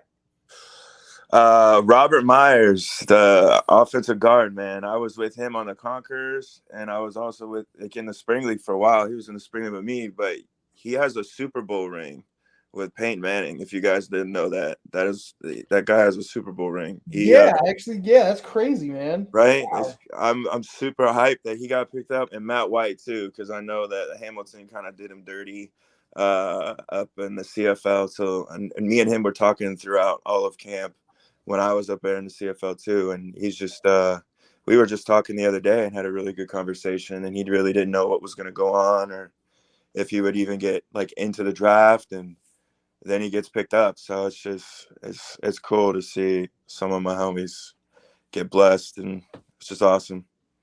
We have Matt Mengel here with the Stars. Final last picks coming in, and we'll talk to Matt. We have Shane Griffin to the Panthers, Stanley Green to Illinois, or from Illinois to the Gamblers, and then the final pick, Bobby Hawley to Louisiana Tech, from Louisiana Tech, going to the Stallions. So if Vince wants to do any dirty research on that, Matt's got his hat too. I think Bobby Hawley was either fresh out of college and maybe spent a little bit of time with the Chargers this past year. Shane Griffin is a long snapper. Doesn't look like, I can't see if he had any pro experience yet. So this may be his pro debut. And Stanley Green. Let's see. Matt, are you getting packed up when you heading out of town? We all have to report on the 22nd, and then we don't start practice till the 25th or after the 25th. There's like a 3-day dead period where we just have like a bunch of meetings and stuff. And we have like a bunch of stuff the players have to do, like fill out paperwork and forms and stuff like that. So that's pretty much what I'm focused on now, is just getting all the direct deposit stuff and everything figured out. And then I'll go from there. And then I fly out at 6 a.m. on the 22nd. Getting life on hold for a little bit. How's your family going to manage with you being gone? They were good when I was in the CFL, even though the CFL money's not that great. But now that the money's going to be a whole lot better, it's going to be they're just super happy. I think I'm the only one besides Brandon Aubrey that hasn't touched the NFL yet. I think every specialist that's been drafted has been in rookie camp or in various workout cycles. So it's just to go first, like everyone was super hyped, and I don't know, man. Everyone's just super grateful and blessed over here in my family. So it's just dope. Have you had phone calls with a bunch of the staff and stuff, coaches? Yeah, I've talked to all my coaches, my OC, our ops guys. I've even talked to Brian Woods. It's just been awesome. Like, cool. I've even had some NFL teams reach out to me. So it's cool that, like, being drafted got me on short lists with NFL teams. So now it's time to just go show out, you know? We have a question from Noah. Do you think special teams is going to be a bigger part of the first season?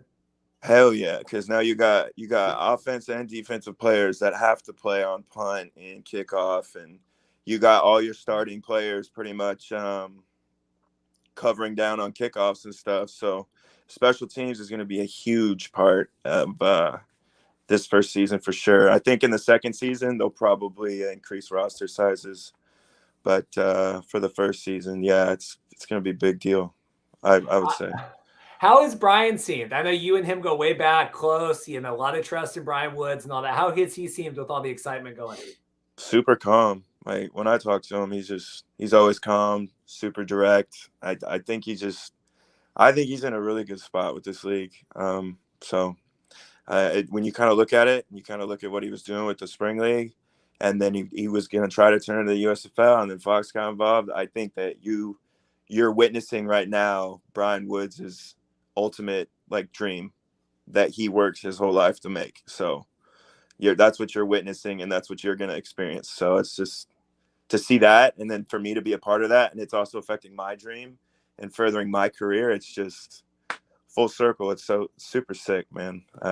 Super grateful. You guys have Andrew. You guys got any questions for Matt while we have him here? Yeah, I had a quick question. How was the workout with Shaq the other day? Shaq Evans. I saw you guys were up there working out. How's that? Just out of curiosity. Dude he's really good.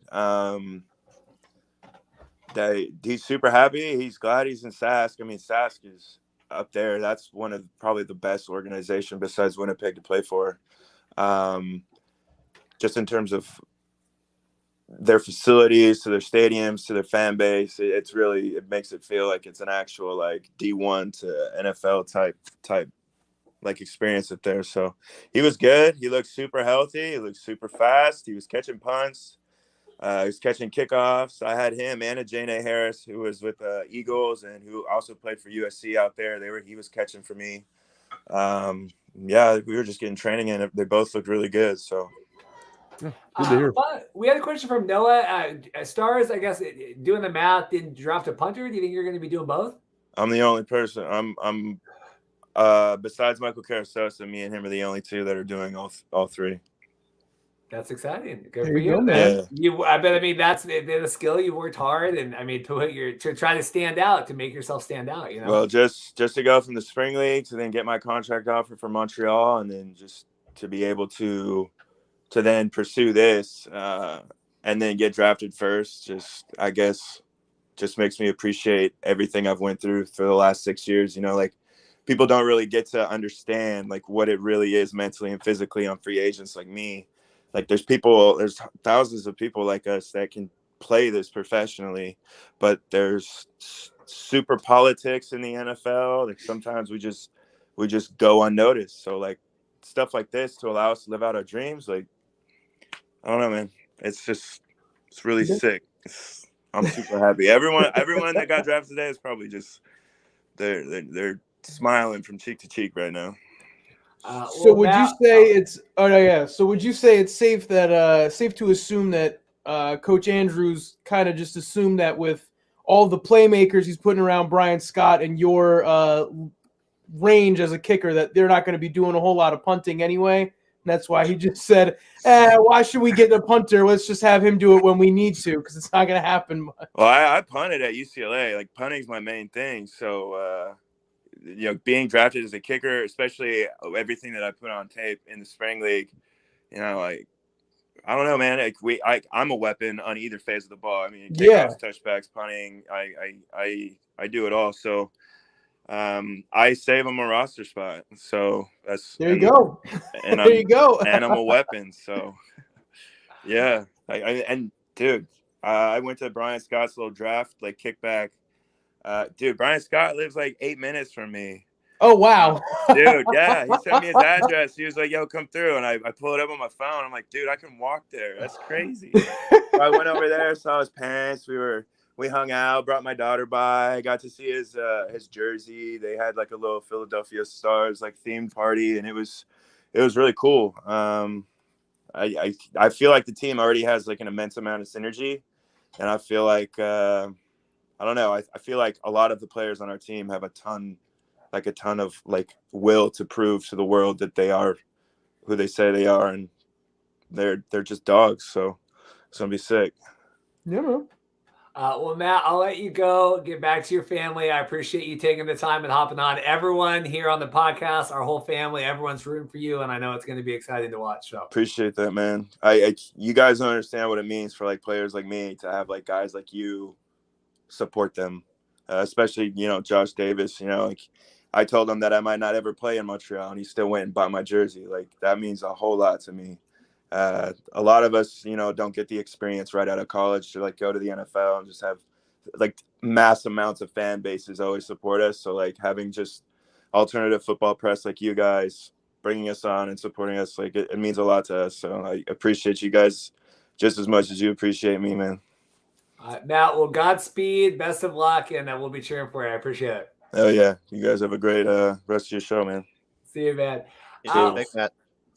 Well, guys, I think we'll wrap up here. Any final thoughts? It's funny how you said that the USFL is supposed to be all hush-hush about the XFL because the Tampa Bay Bandits, Jordan Tiamu and Keith Mumphrey played on the XFL Battlehawks, and now the QB wide receiver duo is reunited in Tampa Bay with pictures of them in their Battlehawks uniforms. That's interesting. I was going to bring that up, Vince. Brett. I just completely forgot about that. Yeah, that's actually kind of crazy. Yeah. I don't know. I'm always shunned by that, or not shunned. I'm always stunned by that. FCF, very anti-XFL. I just always think it's weird how many of these guys played in everything and how many fans watch everything. And it's always been weird to me. It's the same fans. It's the same players. It's the same coaches. They recycle the same front office people. They use the same social media strategies. Like every spring off-brand league is sharing like 50% of the same stuff in one way or another. So for any of them to be directing hatred or anger or anything negative towards each other is foolish, because both of them are just fighting to survive. And when you start to butt heads, you start to draw a line in the sand, and then fans have to pick. And if you make a very limited fan base have to pick between two leagues, no one wins. No one wins. We'll wrap up here. We'll go around. Anyone wants to plug anything? We'll start with Andrew. We'll go back around. Anything you want to plug? Anything before we get out of here? Two quick things. One, I really appreciate the point that Matt brought up, which was special teams. Like the bunch of guys are going to be playing special teams, and he's totally right. With how small the rosters are, you have to be versatile, and you're going to have to play all those positions. So I think that's an excellent point he brought up. Second thing, I'm really curious to see this Birmingham team, because they have a bunch of guys, a lot of names that I recognize, and also a lot of Pac-12 players that I recognize. So I'm going to be really interested to see that team. And I thought they had a pretty interesting draft overall. But this was a lot of fun. You can check out Andrew's work on XFL and CFL News Hub. That'll be exciting. Evan, anything from you before we go? Yeah, I mean, first of all, the draft, this supplemental draft, I still thought it was pretty exciting. There were still some names that, I could recognize and, some connections I could make. I don't really know what else to say. I mean, I'm just excited to see where all this goes. Although I will admit, there were a few names that didn't get taken. Dantes Bird, we mentioned him, Rashad Ross, Calais Robertson. There's a few guys that just didn't get picked up. Maybe they'll sign as undrafted. I don't know how many people they're going to bring in, because I know the roster size is, not large in year one. So again, we'll see. Maybe they'll get picked up later, if an injury happens. But yeah, I mean, overall, great draft. I can't complain.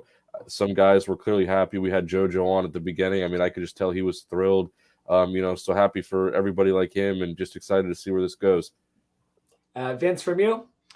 Yeah, no, just it was good rollout for the way that they've done these drafts. Honestly, very much liked how they did this with the social media instead of having to have a whole production. It's pretty easy to just kind of do it all on social media and then just let some other people do a live stream for you instead. So it went well. I think I'm excited for the start of the season. Definitely upset that none of my clients got picked up today. I know a handful of them were watching the stream here tonight as well. So just looking forward to the start of the season, and then looking forward to whatever other league may be coming up next. Because I mean, I don't know about you guys, the MLFB's been teasing logos, so I'm waiting to see it. It's starting to look a little real finally. So hopefully they're playing this year too, and there'll be a whole other draft that we can get together for as well. Yeah, it's gonna be exciting. If you guys haven't liked and subscribed yet, please subscribe to the channel. I'm going to put this out on the audio feed as well later tonight. New episode coming tomorrow, 7 a.m. I already mentioned Paul Reese, USFL historian. We're talking with Sean Brown, the extended interview with him, and all the XFL news from today with the new hires, the new head coach rumor, kind of all that other stuff. Thank you guys all. I tremendously, I could never, ever have done any of this without you guys. I mean, I just stood here and talked while you guys looked up everything and did all the research and your knowledge already. So I really appreciate that, Vince, for coming on and making sure we could do this. And you guys for hopping on and sharing your time as well and riding the whole time. Truly means a lot to me as well. And I thank everyone that's still watching, and it's 3+ hours here. So thank you guys so much. Yeah, no problem, man. Thanks for having us. Yeah, thank you, great. Thank you guys. I'm going to hit this and we're going to get out of here. And I really appreciate it. You guys take care. See you tomorrow morning. Thanks.